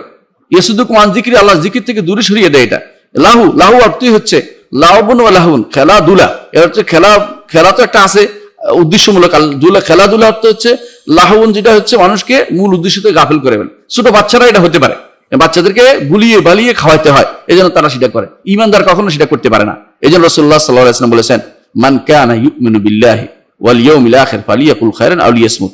কেউ যদি কোনো ঈমান, আল্লাহর উপর ঈমান রাখে, আখিরাতের উপর ঈমান রাখে, সেই জন্য কল্যাণের কথা বলে অথবা চুপ থাকে। কল্যাণের কথা বলে অথবা চুপ থাকে। ঈমানদার কখনো এমন কোনো কাজ করতে পারে না যাতে কল্যাণ নাই, অথবা কোনো কল্যাণ নাই খুঁজতেছে এমন কাজ করে ব্যস্ত। ঈমানদার এটা করে না। ঈমানদার সবসময় যেটা ইহরাস আলা মা ইয়ানফা রাসূল যেটা বলেছেন, যা উপকারী এটার দিকে সবসময় চিন্তা করবে যে আমার উপকার কোনটা হবে, আমার সমাজের উপকার কোনটা হবে, আমার পরিবারের উপকার কোনটা হবে, আমার রাষ্ট্রের উপকার কোনটা হবে, আমার দ্বীনের উপকার কোনটা হবে, এটা সে খুঁজবে। জাতি গোষ্ঠী সবার উপকার কোনটা হবে এটা করবে। এমনকি রাসূলুল্লাহ সাল্লাল্লাহু আলাইহি ওয়াসাল্লাম বলেছেন, খায়রুন নাস আনফাহুম লিন্নাস, মানুষের উপকার কোনটা হবে সেটা বলা দরকার। এখানে শুধু দিনদার ইমানদার না, বরং পুরো মানব গোষ্ঠী, এমনকি কোনো প্রাণীর উপকার হবে সেটাও তো জান্নাতে যাওয়ার কারণ হয়ে যায়। একটা আপনারা জানেন যে একজন বেশ্যা একটা কুকুরকে পানি পান করিয়েছে, এটা তার জান্নাতে যাওয়ার জন্য কারণ হয়ে গেছে, কারণ সে একটা কুকুর তো প্রাণী, একটা প্রাণীকে রাসূলুল্লাহ সাল্লাল্লাহু আলাইহি ওয়াসাল্লাম একটা দেখেছে একজন ছোট পাখির বাচ্চাকে নিয়ে আসছে, পাখি ঘুরতেছে, রাসূল বলেন কে তাকে ভয় দেখিয়েছে, তাকে তার জায়গায় পৌঁছে দাও। কতটুকু দয়াল নবী ছিলেন আমার, তিনি উপকারী কোনটা এটা দেখেছেন, যে নষ্ট করার কোনো করা যাবে না, কোনো কিছু নষ্ট করা যাবে না, নষ্ট করতে তিনি পছন্দ করেন নাই, যেটা উপকারী সেটাই তিনি করতে দেখিয়েছেন সারা জীবন। তাহলে একজন মানুষ সবসময় চিন্তা করবে যে ভালো কাজের মধ্যে সময়টা, এটাই হচ্ছে ইহরাস আলা মা ইয়ানফাউকা, এমন কাজের মধ্যে তোমার সময় ব্যয় করো যেটাতে দুনিয়া এবং আখিরাতে উভয়কে তোমার উপকার দিবে, অপকার করবে না, তোমার ভালো কাজ লাগবে সেটা তুমি করতে হবে। এখন এই যে উপকার করাটা, যেটা সবচেয়ে উপকারী এটা শুরু করবে, যেটা সবচেয়ে বেশি উপকারী, যতটুকু পারা যায় এটা আমার উপকারী মনে হচ্ছে এটা করেছে, তার নিয়তের কারণে সেটা সওয়াব পাবে। যদি উপকার নাও হয় তো সওয়াব থেকে সে মাহরুম হবে না। এর মধ্যে যদি কোনো এটা উপকারী যেটা বেশি উপকারী এটাকে বেশি প্রাধান্য দিবে, যেটা বেশি উপকারী এটাকে সে প্রাধান্য দিবে। সুতরাং যখন উপকার আসবে তখন উপকারীটাকে সবচেয়ে বেশি প্রাধান্য, বেশি উপকারীটা বেশি প্রাধান্য দিবে। দুইটা উপকারী আছে, এটা উপকারী বেশি, এটাকে বলা হয় ইখতিয়ার আসলাহ, অর্থাৎ সবচেয়ে উত্তমটাকে বেশি প্রাধান্য দেয়া, সবচেয়ে উত্তমটাকে বেশি প্রাধান্য দেয়া, এটা হচ্ছে শরীয়তের কাজ। আপনি দুইটাই উপকারী মনে হচ্ছে, দুইজন মানুষের ভালো, একজনকে আপনি প্রতিনিধি বানাচ্ছেন, এই ভালো মনে হচ্ছে একে দিবেন, এটা হচ্ছে আসলাহ, সবচেয়ে উত্তমটা। তবে এটার অর্থ এটাই যে আমরা যে কোনো অবস্থায় ক্ষতিকর জিনিস থেকে দূরে থাকতে হবে, ভালো কল্যাণকর জিনিস আমরা অংশগ্রহণ করবো, এটাই হচ্ছে ইহরাস আলা মা ইয়ানফাউকা। এরপর রাসূলুল্লাহ সাল্লাল্লাহু আলাইহি ওয়াসাল্লাম বলেছেন ওয়াস্তাইন বিল্লাহ, আর আল্লাহর সাহায্য, আল্লাহ তাআলার সাহায্য তোমরা গ্রহণ করো, আল্লাহ তাআলার সাহায্য নাও, আল্লাহ তাআলার কাছে সাহায্য চাও, আল্লাহ তাআলাকে সাহায্য চাও। আল্লাহ তাআলার সাহায্য চাওয়াটা হচ্ছে খুব গুরুত্বপূর্ণ জিনিস। দেখুন প্রত্যেকটা কাজে আল্লাহ সাহায্য লাগে। একজন আমাকে বলেছেন একটা গুরুত্বপূর্ণ তথ্য, সেটা হচ্ছে যে পুরো কোরআনের মূল তথ্য চলে আসছে সূরা ফাতিহার মধ্যে। পুরা কোরআনের মূল জিনিস চলে আসছে সূরা ফাতিহার মধ্যে। সেটা কি? পুরা কোরআনের মূল জিনিস কি? আল্লাহর প্রশংসা, রাসূলের অনুসরণ এবং আখিরাতের কথা, পুরোটাই সূরা ফাতিহার মধ্যে আছে। আর সূরা ফাতিহার মূল জিনিস চলে আসছে ইয়াকা না'বুদু ওয়া ইয়াকা নাস্তাঈন মধ্যে। পুরা সূরা ফাতিহা পুরোটাই আসছে ইয়াকা না'বুদু ওয়া ইয়াকা নাস্তাঈন মধ্যে। আল্লাহ আপনার ইবাদত করি, দাসত্ব করি, এটাই মূলত দুনিয়াতে ওমা খালাকতুল জিন্না ওয়াল ইনসা ইল্লা লিয়াবুদুন, আমার ইবাদতের জন্য আল্লাহ তাআলা আমাদেরকে সৃষ্টি করেছেন। আর ইবাদত করতে লাগবে কি? আল্লাহ আপনার সাহায্য লাগবে, ইস্তিআনা, এটা হচ্ছে ইস্তাইন বিল্লাহ, আল্লাহর নামে সাহায্য চাওয়া। কোনো কাজ আল্লাহর সাহায্য ছাড়া সম্পন্ন হতে পারে না। আলহামদুলিল্লাহি বিনিআমাতি তাতিম্মুস সালিহাত, আল্লাহর নেয়ামতেই যে কোনো কাজ হলো, রাসূলুল্লাহ সাল্লাল্লাহু আলাইহি ওয়াসাল্লাম কমপ্লিট হলো বলতেন এটা, যে কোনো কাজ কমপ্লিট হয় আল্লাহর নেয়ামতের কাজ, আল্লাহর নেয়ামতে সেটা কমপ্লিট হয়ে থাকে। আল্লাহর নেয়ামতে কমপ্লিট যে কোনো কাজ, আপনি সালাত আদায় করছেন, আল্লাহর নেয়ামত না হলে করতে পারতেন না, ভুলে যেতেন, ঘুমিয়ে যেতেন, অসুস্থ হইতেন, কোনো একটা ভুল করতে, ওযু না চলে যেত, কোনো কিছু করতেন, শয়তান ভুলে দিত, কিন্তু আল্লাহর সাহায্যের কারণে আপনি সালাতটা আদায় করতে পেরেছেন। আল্লাহ সালাতে কথা বলতে পারছি আপনার আল্লাহর সাহায্যের কারণে আপনাদের সামনে। তো আল্লাহ এই যে ইস্তিআনা বিল্লাহ, এটা ছাড়া কোনো ইমানদার এই যে শুধু আমি ভালো কাজ করব বললে কিন্তু করা হয় না। ইয়াকা না'বুদু বললে ইবাদত করব ইবাদত করা হবে না যতক্ষণ পর্যন্ত আল্লাহ সাহায্য না করবেন। এই জন্য ইয়াকা না'বুদু ওয়া ইয়াকা নাস্তাঈন এটা আপনার লাগবেই। এই জন্য রাসূলুল্লাহ সাল্লাল্লাহু আলাইহি ওয়াসাল্লাম ইহরাস আলা মা ইয়ানফাউকা, যেটা উপকারী সেটা করার জন্য সচেষ্ট থাকো, ওয়াস্তাঈন বিল্লাহ। তবে সাথে সাথে আল্লাহর সাহায্য যদি না পাও তাহলে তুমি এই ভালো কাজ ইচ্ছা করলে তোমার দ্বারা সেটা হবে না। এই জন্য রাসূলুল্লাহ সাল্লাল্লাহু আলাইহি ওয়াসাল্লাম বারবার সালাত শেষ করার পরেই বলতেন আল্লাহুম্মা আইন্নি আলা যিকরিকা ওয়া শুকরিকা হুসনি ইবাদাতিকা, আল্লাহ আপনি আমাকে আপনার জিকিরের উপর সাহায্য করেন, আর যিকরিকা ওয়া শুকরিকা, আপনার শুকরিয়া দেওয়ার উপর সাহায্য করুন, শুকরিয়া করার উপর সাহায্য করুন, ওয়া হুসনি ইবাদাত উত্তম ইবাদত করার উপর সাহায্য করুন। এটা শিক্ষা দিয়েছেন রাসূলুল্লাহ সাল্লাল্লাহু আলাইহি ওয়াসাল্লাম কাকে? মুআয ইবনে জাবাল রাদিয়াল্লাহু আনহু। প্রত্যেক সালাতের পরে যেটা বলা হয়, এজন্য এটা সালাতের কেউ শেষ বৈঠকে বলে, সালাতের ভিতরেও বলতে পারে আর সালাত শেষ করার পরেও বলতে পারে, দুইটাই জায়েজ আছে। কোন নিয়ম হচ্ছে, নিয়ম যেটা দুপুরে কুল্লু সালাত একটা শব্দ আছে, আমরা এটা বলতে চাচ্ছি এই জন্য বুঝার জন্য, যে সালাতের পরে দোয়া করবে না সালাতের ভিতরে দোয়া করবে, এটা নিয়ে মতভেদ হয়েছে অনেকের কাছে। রাসূলুল্লাহ সাল্লাল্লাহু আলাইহি ওয়াসাল্লাম হাদিসে আছে দুপুরে কুল্লু, দুপুর অর্থ দুইটা হয়, একটা হলো একদম শেষ মাথা, একটা হলো শেষের পরের অংশ, এটাও দুপুর। তো আমাদের শরীরে লাগানো যেটা একটা দুপুর, আদবার, আবার আদবার লাইল বলে রাতের শেষ অংশ, এটা তো সকালবেলা হয়ে যায়। তো এই জন্য যে শেষে বলতে বুঝাইছে যেটা আমরা দেখি, যদি কোনো ভালো করে তাকে দেখতে পাবো, রাসূলুল্লাহ সাল্লাল্লাহু আলাইহি ওয়াসাল্লাম দোয়াগুলো সব সালাতের ভিতরে করতেন, আর আজকারগুলো সালাতের পরে করতেন। সালাতের মধ্যে শেষ বৈঠকে যতগুলো দোয়া আছে সবগুলো শেষ বৈঠক করার জন্য দোয়াগুলো, আর যেগুলো দোয়ার পরে আছে আজকারগুলো সব সালাতের পরে করার জন্য এভাবে হচ্ছে নির্ধারিত। কেউ যদি কোনো সালাতের ভিতরে না করেন তো এই দোয়াগুলো পরে পড়বেন, এগুলো বাদ দিবেন না, কারণ এই দোয়াগুলো আসলে রাসূলুল্লাহ সাল্লাল্লাহু আলাইহি ওয়াসাল্লাম সাব্যস্ত। এই জন্য দোয়াগুলো শিখে নেওয়া দরকার, দোয়াগুলো যেন দরকার বাদ পড়ে যায় সালাতের ভিতরে, সেজন্য সালাতের পরে হলো এগুলি পড়ে নেয়। আর আজকারগুলি করে, এই দুইটা মিলেই হচ্ছে মূলত কমপ্লিট কোর্স, আজকে দোয়া এবং জিকিরের কমপ্লিট কোর্স। তো সালাতের ভিতরে যদি দোয়াটা আমরা করতে দোয়াটা না করতে পারি, সালাতের পরে দোয়াটা করব, আজকারগুলিও করব, দুইটাই আমি কমপ্লিট করে নেব। তবে সালাতের পর যে জিকিরগুলো সেগুলো করার পরে দোয়াটা করবেন, জিকিরগুলো শেষ করার পরে। এই যে ইবনে কাইয়িম রাহমাতুল্লাহ আলাইহি তার জাদুল মাআদে লেখেন যে আগে আজকারগুলো শেষ করবে, তারপরে দোয়া করতে পারবে। তো এটা কেন বলছেন? কারণ হচ্ছে দোয়া যেহেতু সে করেনি অথবা করতে পারেনি অথবা বাকি দোয়া রয়ে গেছে, সেটা মিলে সে এখন আল্লাহর কাছে দোয়া করতে পারবে। কিন্তু সালাতের পরে যারা আমরা হাত তুলে উপরের দিকে উঠাচ্ছি, তারা সুন্নাহ বিরোধী কাজ করছে। এটা হচ্ছে রাসূলুল্লাহ সাল্লাল্লাহু আলাইহি ওয়াসাল্লাম আদর্শ বিরোধী। এটা রাসূলুল্লাহ সাল্লাল্লাহু আলাইহি ওয়াসাল্লাম এই কাজটি করেননি কখনো, এটা কোনো প্রমাণিত হয়নি তার থেকে। এখানে যেটা বলছে রাসূলুল্লাহ সাল্লাল্লাহু আলাইহি ওয়াসাল্লাম বলেছেন যে ওয়াস্তাইন বিল্লাহ, আল্লাহর কাছে সাহায্য চাও। এই সাহায্য দুই প্রকার হতে পারে। বলবেন যে আল্লাহুম্মা আইননি, আল্লাহ আপনি আমাকে সাহায্য করেন, অথবা বলবে লা হাওলা ওয়ালা কুওয়াতা ইল্লা বিল্লাহ, কোনো কাজ করার শুরুতে লা হাওলা ওয়ালা কুওয়াতা ইল্লা বিল্লাহ এটা বললে কিন্তু এটা সাহায্য চাওয়া হয়। আমাদের সময় অনেক সময় লা হাওলা ওয়ালা কুওয়াতা ইল্লা বিল্লাহ পড়ে কি জন্য জানেন? শয়তান তাড়ানোর জন্য।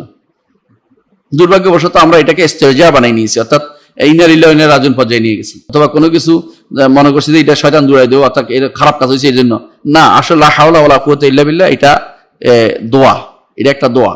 অর্থাৎ আল্লাহর সাহায্য ব্যতীত, আল্লাহ তাআলার তৌফিক ব্যতীত আমি ভালো কাজ করতে কখনো সম্পন্ন হব না।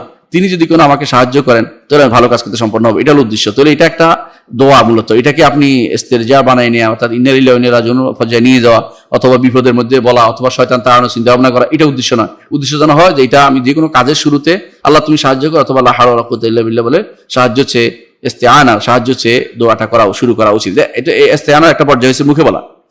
সাহায্য সহ আরেকটা মর্যাদা হচ্ছে আপনার অবস্থান দিয়ে। অবস্থান কি?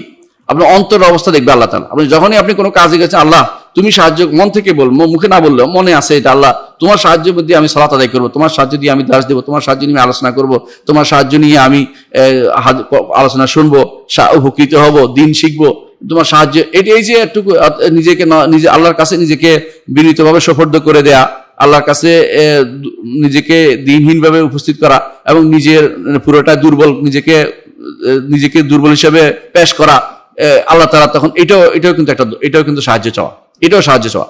আর যদি অহংকারী হয় তাহলে এটা সাহায্য চাওয়া হলো না, সাহায্য চাওয়া হলো না। এই জন্য এই জাতীয় দোয়া কবুল হবে না, এই জাতীয় সালাত আল্লাহ দোয়া কবুল হবে না। আপনি লেফট রাইট করলেন সালাতের মধ্যে, সালাত লেফট রাইট বুঝেন তো? কিছু মানুষ লেফট রাইট করে না, আল্লাহু আকবার সুবহানাল্লাহ আলহামদুলিল্লাহ, এই যে এই হাত নাড়ায় ট্রেনিং নিচ্ছে, এগুলি কখনো রাসূলুল্লাহ সাল্লাল্লাহু আলাইহি ওয়াসাল্লাম আদর্শ নয়। এগুলি কখনো আমাদেরকে শরীয়ত শিক্ষা দেয়নি। এগুলি বানোয়ার জিনিস, বসে বসে শয়তান তার মাথার ভিতরে ঢুকিয়ে দিয়েছে, যেন শয়তানি জিনিস সে প্রচার করে দিয়েছে। এর থেকে আমাদেরকে দূরে থাকতে হবে। এটা কখনো ইস্তেআনা নয়, সাহায্য নয়। আল্লাহর ইবাদত করার জন্য অবশ্যই সাহায্য লাগবে, সাহায্য চাইতে হবে। যা মুখে চাইবেন অথবা আপনার অবস্থা আপনাকে জানিয়ে দিবে যে আপনি কতটুকু আল্লাহর ইবাদতের জন্য নিজেকে দিন হিসেবে আল্লাহর সামনে দাঁড়িয়েছেন, নতশির হচ্ছেন, আপনি নিজেকে দুর্বল হিসেবে আল্লাহর কাছে পেশ করছেন। এটা আপনি আপনার কর্মকাণ্ডের মধ্যে প্রকাশ পাবে।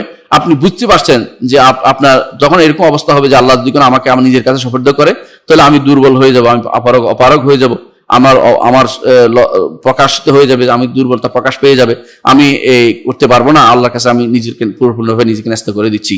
এই জন্য প্রথমেই দোয়ার মধ্যে আল্লাহ সাহায্য চাওয়ার বিষয়টা রয়েছে, সানার মধ্যে রয়েছে।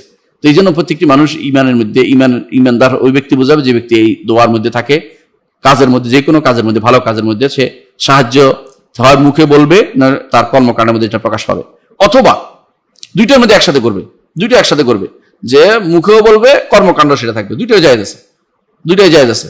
সুবহানাকাল্লাহি ওয়া বিহামদিহি ওয়া তাবারাকা ইসমুকা তাআলা জাদ্দুকা লা ইলাহা গায়রুকা, এই যে নিজেকে আল্লাহর কাছে দ্বীন প্রকাশ করতেছে, এটাও মুখেও বলতেছে, নিজেকে প্রকাশও করতেছে। এই দুইটাও সালাতের শুরুতে এটা বলে কেন? যাতে করে একজন মানুষ সালাতের মধ্যে পূর্ণ আল্লাহ তাআলার সাহায্য পেয়ে সুন্দরভাবে সালাতটা আদায় করতে পারে। এই জন্য যদি এই সাহায্যের ব্যাপারটা ওয়াস্তাইন বিল্লাহ, আল্লাহ সাহায্যের ব্যাপারটা বলা হচ্ছে, আল্লাহর কাছে সাহায্য চাইতে বলা হয়েছে কোনো কাজের জন্য।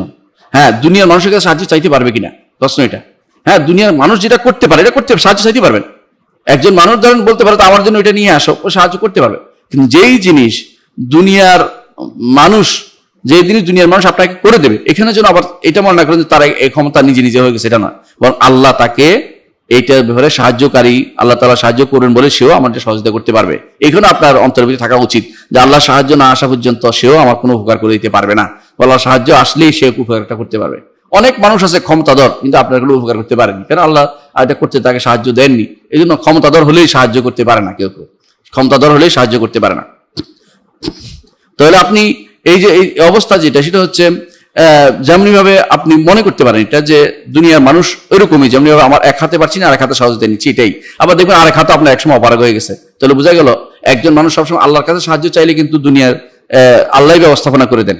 সাহায্য আল্লাহর কাছে চাইবেন, যে অমুককে বলেছি এটার উপর নির্ভর করবেন না, অমুক এটা বলছি নাও তো হইতে পারে, আল্লাহর কাছে সাহায্য চাইবেন, আল্লাহ তার ব্যবস্থাপনা করে দিলে সেটা করে দিবেন। এই জন্য রাসূলুল্লাহ সাল্লাল্লাহু আলাইহি ওয়াসাল্লাম বলেছেন, ইশফাউ, তোমরা সুপারিশ করো, ওয়ায়াকদিল্লাহ আলা লিসান নবী মা ইয়াশা, আল্লাহ তাআলা তার নবীর মুখে যা ফয়সালা করবেন তোমরা সুপারিশ করো। এটা সুপারিশটা করতে পারো, কিন্তু আল্লাহ তাআলা যখন সাহায্য না করবেন তখন কিন্তু কোনোটাই কার্যকর হবে না। এরপর রাসূলুল্লাহ সাল্লাল্লাহু আলাইহি ওয়াসাল্লাম বলেছেন, ওয়ালা তাহজাজান, অপারগ হবে না। অপারগ হবে না কি? অপারগ হবে না অর্থ হচ্ছে যে তুমি কোনো কাজ করতে গিয়ে নিজেকে আমার কোনো ক্ষমতা নাই, আমি করতে পারবো না, আমি এটা করতে পারবো না, ওইটা যেন না করো। যতটুকু পারো অতটুকু তোমার কাজ, যতটুকু ক্ষমতা আছে তোমার একটু করে বেরো, একটু করলে তোমার হবে। আজ দত্ত হলো এটাই যে আমি কাজ মোটেই করবো না, অপারগতা দেখানো, প্রদর্শন করা যে আমি এটা করবো না, এটা আমার ক্ষমতার বাইরে ইত্যাদি না। তার এটা কোনো নিষেধাজ্ঞার ভিতরে আসে নাই। যেটা ক্ষমতার বাইরে এটা শরীয়ত বলেই না তাই করতে, তার ক্ষমতার বাইরে এটা কি করবে কি করে। রাসূলুল্লাহ সাল্লাল্লাহু আলাইহি ওয়াসাল্লাম বলেছেন, সাল্লি কায়দান ফাইল্লাম তাস্তাতি ফাকায়দান ফাইল্লাম তাস্তাতি ফাআলা জামবিন, দাঁড়িয়ে সালাত আদায় করো, না পারলে বসে, না পারলে পাশে। এখন যে ব্যক্তি পাশে ফিরে সালাত আদায় করতেছে তার এটাই ক্ষমতা ছিল। কেউ যদি না বলে যে এটা সে করতে পারে না, এটা করতে পারছে, এটা তার একটু ক্ষমতা ছিল। এই জন্য আমরা সবসময় বলে থাকি, এটা একটু আগেও বলেছিলাম যে মানুষের যার যতটুকু ক্ষমতা আছে অতটুকু করলে তার দায়িত্ব আদায় হয়ে যাবে। আমাদের সমাজে যারা মনে করে থাকে যে দায়িত্ব আদায় করার জন্য তাকে বড়টা মারামারি হানাহানি করতে হবে, এটা ঠিক নয়। তার ক্ষমতা অনুসারে সে করতে হবে, তার যতটুকু লেভেল আছে ওটুকু পরিপূর্ণভাবে আদায় করলেই তার পরিপূর্ণ ইমানদার বলে বিবেচিত হবে। এর নিচে যারা ক্ষমতা থাকার পরেও কম করছে তারা দুর্বল ইমানদার। কিন্তু যারা মনে করছে ক্ষমতা না থাকার পরেও ওইটা করতে হবে যেটা তার হাতে নাই, ক্ষমতা নাই, এটা করতে হবে, তারা আসলে নিজেকে এমন জায়গায় নিয়ে গেছে শরীয়ত তাকে কখনো করতে বলে নাই। এটা হচ্ছে বাড়াবাড়ি এবং এটা হচ্ছে নিষিদ্ধ। এটাই করেছে আগেকার দিনে যারা খাওয়ার ছিল তারা এটা করতো, হানাহানি মারামারি করতো, এটা তৈরি করতো। এরা খলিফা বারহাকের বিরুদ্ধে বাড়াবাড়ি হানাহানি করেছে, মারামারি করেছে। এরা সবসময় আলী রাদিয়াল্লাহুর বিরুদ্ধে পর্যন্ত তারা নামিয়েছে। অথচ আলী রাদিয়াল্লাহু হচ্ছেন সবার নিকটে সবচেয়ে এমন এক ব্যক্তিত্ব যার বিরুদ্ধে কথা বলার মতো কোনো সুযোগ কারো নেই, কথা বলার মতো এমন অবস্থাও তাদের ছিল না। অথচ তারা যুদ্ধ করছে, তারা সাহাবায়ে কেরামকে মেরেছে, এরকম অবস্থা তাদের দেখা যায়। এটাই হচ্ছে বর্তমান সময়ের অবস্থা। অনেক সময় দেখা যায় যে তারা নিজেরা বুঝতে পারে না কোনটা সর্বোচ্চ পর্যায়ে। এতে কখনো কখনো নফল সালাত আদায় করে 1001 রাকাত নফল সালাত আদায় করাকে তারা আলী রাদিয়াল্লাহু আনহু আলী রাদিয়াল্লাহু হত্যার উপরে স্থান দেয়। আলী রাদিয়াল্লাহু হত্যা করার সব মনে করে, আর আবার এই 1001 রাকাত নফল ফরজ ওয়াজিব মনে করে বসছে। এটা কি জন্য জানে না কোনটা কর্তব্য আর কোনটা দায়িত্ব কর্তব্যের মধ্যে তারা তার পার্থক্য করতে পারে না, কোনটা তার উপর কর্তব্য কোনটা কর্তব্য না, এটা তারা বুঝতে পারে না। এই জন্য যখন রাসূলুল্লাহ সাল্লাল্লাহু আলাইহি ওয়াসাল্লাম বলেছেন যে ওয়ালা তাজাজান, অপারগ হবে না, অর্থাৎ যেটা তোমার ক্ষমতা আছে এটুকু করো, একটু করলে তুমি পারঙ্গম, বোঝা গেল। আর যেটা তোমার ক্ষমতার ভিতরে না, এটা তোমার দায়িত্ব আসে নাই, নির্দেশনাও আসে নাই, এটা অপারগের প্রশ্ন আসতেছে না। বরং যেমন যে ব্যক্তি দাঁড়িয়ে সালাত আদায় করতে পারে দাঁড়িয়ে পড়তে হবে, এটা যে ব্যক্তি বসে সালাত আদায় করতে পারে দাঁড়িয়ে পড়তে পারে না, তার জন্য নির্দেশনা বসাই আসছে। সে ওইটা একটা অপারগ হচ্ছে, এমন না বসে পড়তে পারে। সে যদি এটাতে না বসে পড়ে তাহলে অপারগ হবে, বসতে পারে বসে নাই তাহলে অপারগ হবে। হ্যাঁ, একজন পাশে বসে পাশে শুয়ে সালাত আদায় করতে পারে, শুয়ে সালাত আদায় করে না, তো অপারগ হয়ে গেছে। যতটুকু পারে অতটুকু করাটাই তার জন্য, এটা হচ্ছে শরীয়তের নির্দেশনা। এটার মধ্যে করতে হবে, এখানে কোনো রকমের হেরফের করা যাবে না, এখানে কোনো রকম হেরফের করা যাবে না। তাহলে আমরা বুঝতে পারলাম যে রাসূলুল্লাহ সাল্লাল্লাহু আলাইহি ওয়াসাল্লাম হাদিস অনুসারে যে একজন মানুষ অতটুকু করবে যতটুকু তার উপকার করবে, শরীয়ত যতটুকু অনুমোদন করেছেন, এখানে করতে গিয়ে সে নিজেকে ছাড় দিবে না, অলসতা প্রকাশন করবে না। যদি অলসতা করে বোঝা যাবে যে তার মধ্যে এখন পর্যন্ত সে ইমানের সত্যিকার জায়গায় পৌঁছতে পারেনি এবং পূর্ণ ইমানদার হতে পারেনি। আল মুমিনুল কাওয়ি খায়রুন মিনাল মুমিনিদ দাঈফ, এটা সে এখনো পূর্ণ ইমানদার হতে পারেনি। যতটুকু সে করতে পারে, না করছে এতটুকু সে করতে পারে, অর্থাৎ এখনো পূর্ণ ইমানদার হতে পারেনি। এখন আমাদের সময় হয়ে গেছে না? আচ্ছা, আমরা এই দর্সটা পুরোপুরি শেষ করতে পারিনি। আমরা এই দর্সটা আরেকবার, বাকিটা অংশটুকু লম্বা টাইম যেহেতু লাগবে, আমরা এই দর্সটা আবার আপনাদের সামনে হাজির হব। আজকে আমরা এই দর্সটা এখানে সমাপ্তি রাখি। ইনশাল্লাহ আপনাদের সামনে আবার দেখা হবে। অনেক লম্বা দর্স, এটার ব্যাখ্যাও বাকি আছে, আর এটার কিছু বাকি আছে, মাসাইলও বাকি আছে, এগুলো নিয়ে ইনশাআল্লাহ আবার আপনার সাথে দেখা হবে এবং পরবর্তী দার্সের সাথে আমরা মিলে সেটা আদায় করার চেষ্টা করব। তো আজকে মতো এখানে সমাপ্তি টানছি। আল্লাহ আমাদের আমল কবুল করুন, আমাদের সবাই আশা আকাঙ্ক্ষা পূরণ করুন, আমাদের বিপদ আপদে উদ্ধার করুন। আল্লাহর কাছে দোয়া করছি এই করোনা থেকে আমাদেরকে হেফাজত করুন, আমাদেরকে সমস্ত বিপদ আপদ থেকে উদ্ধার করুন, মুসলিম উম্মাহকে সঠিক পথে পরিচালিত করুন, এই দোয়া করছি। আল্লাহ আমাদের কবুল করুন। আসসালামু আলাইকুম ওয়া রাহমাতুল্লাহি ওয়া বারাকাতুহু।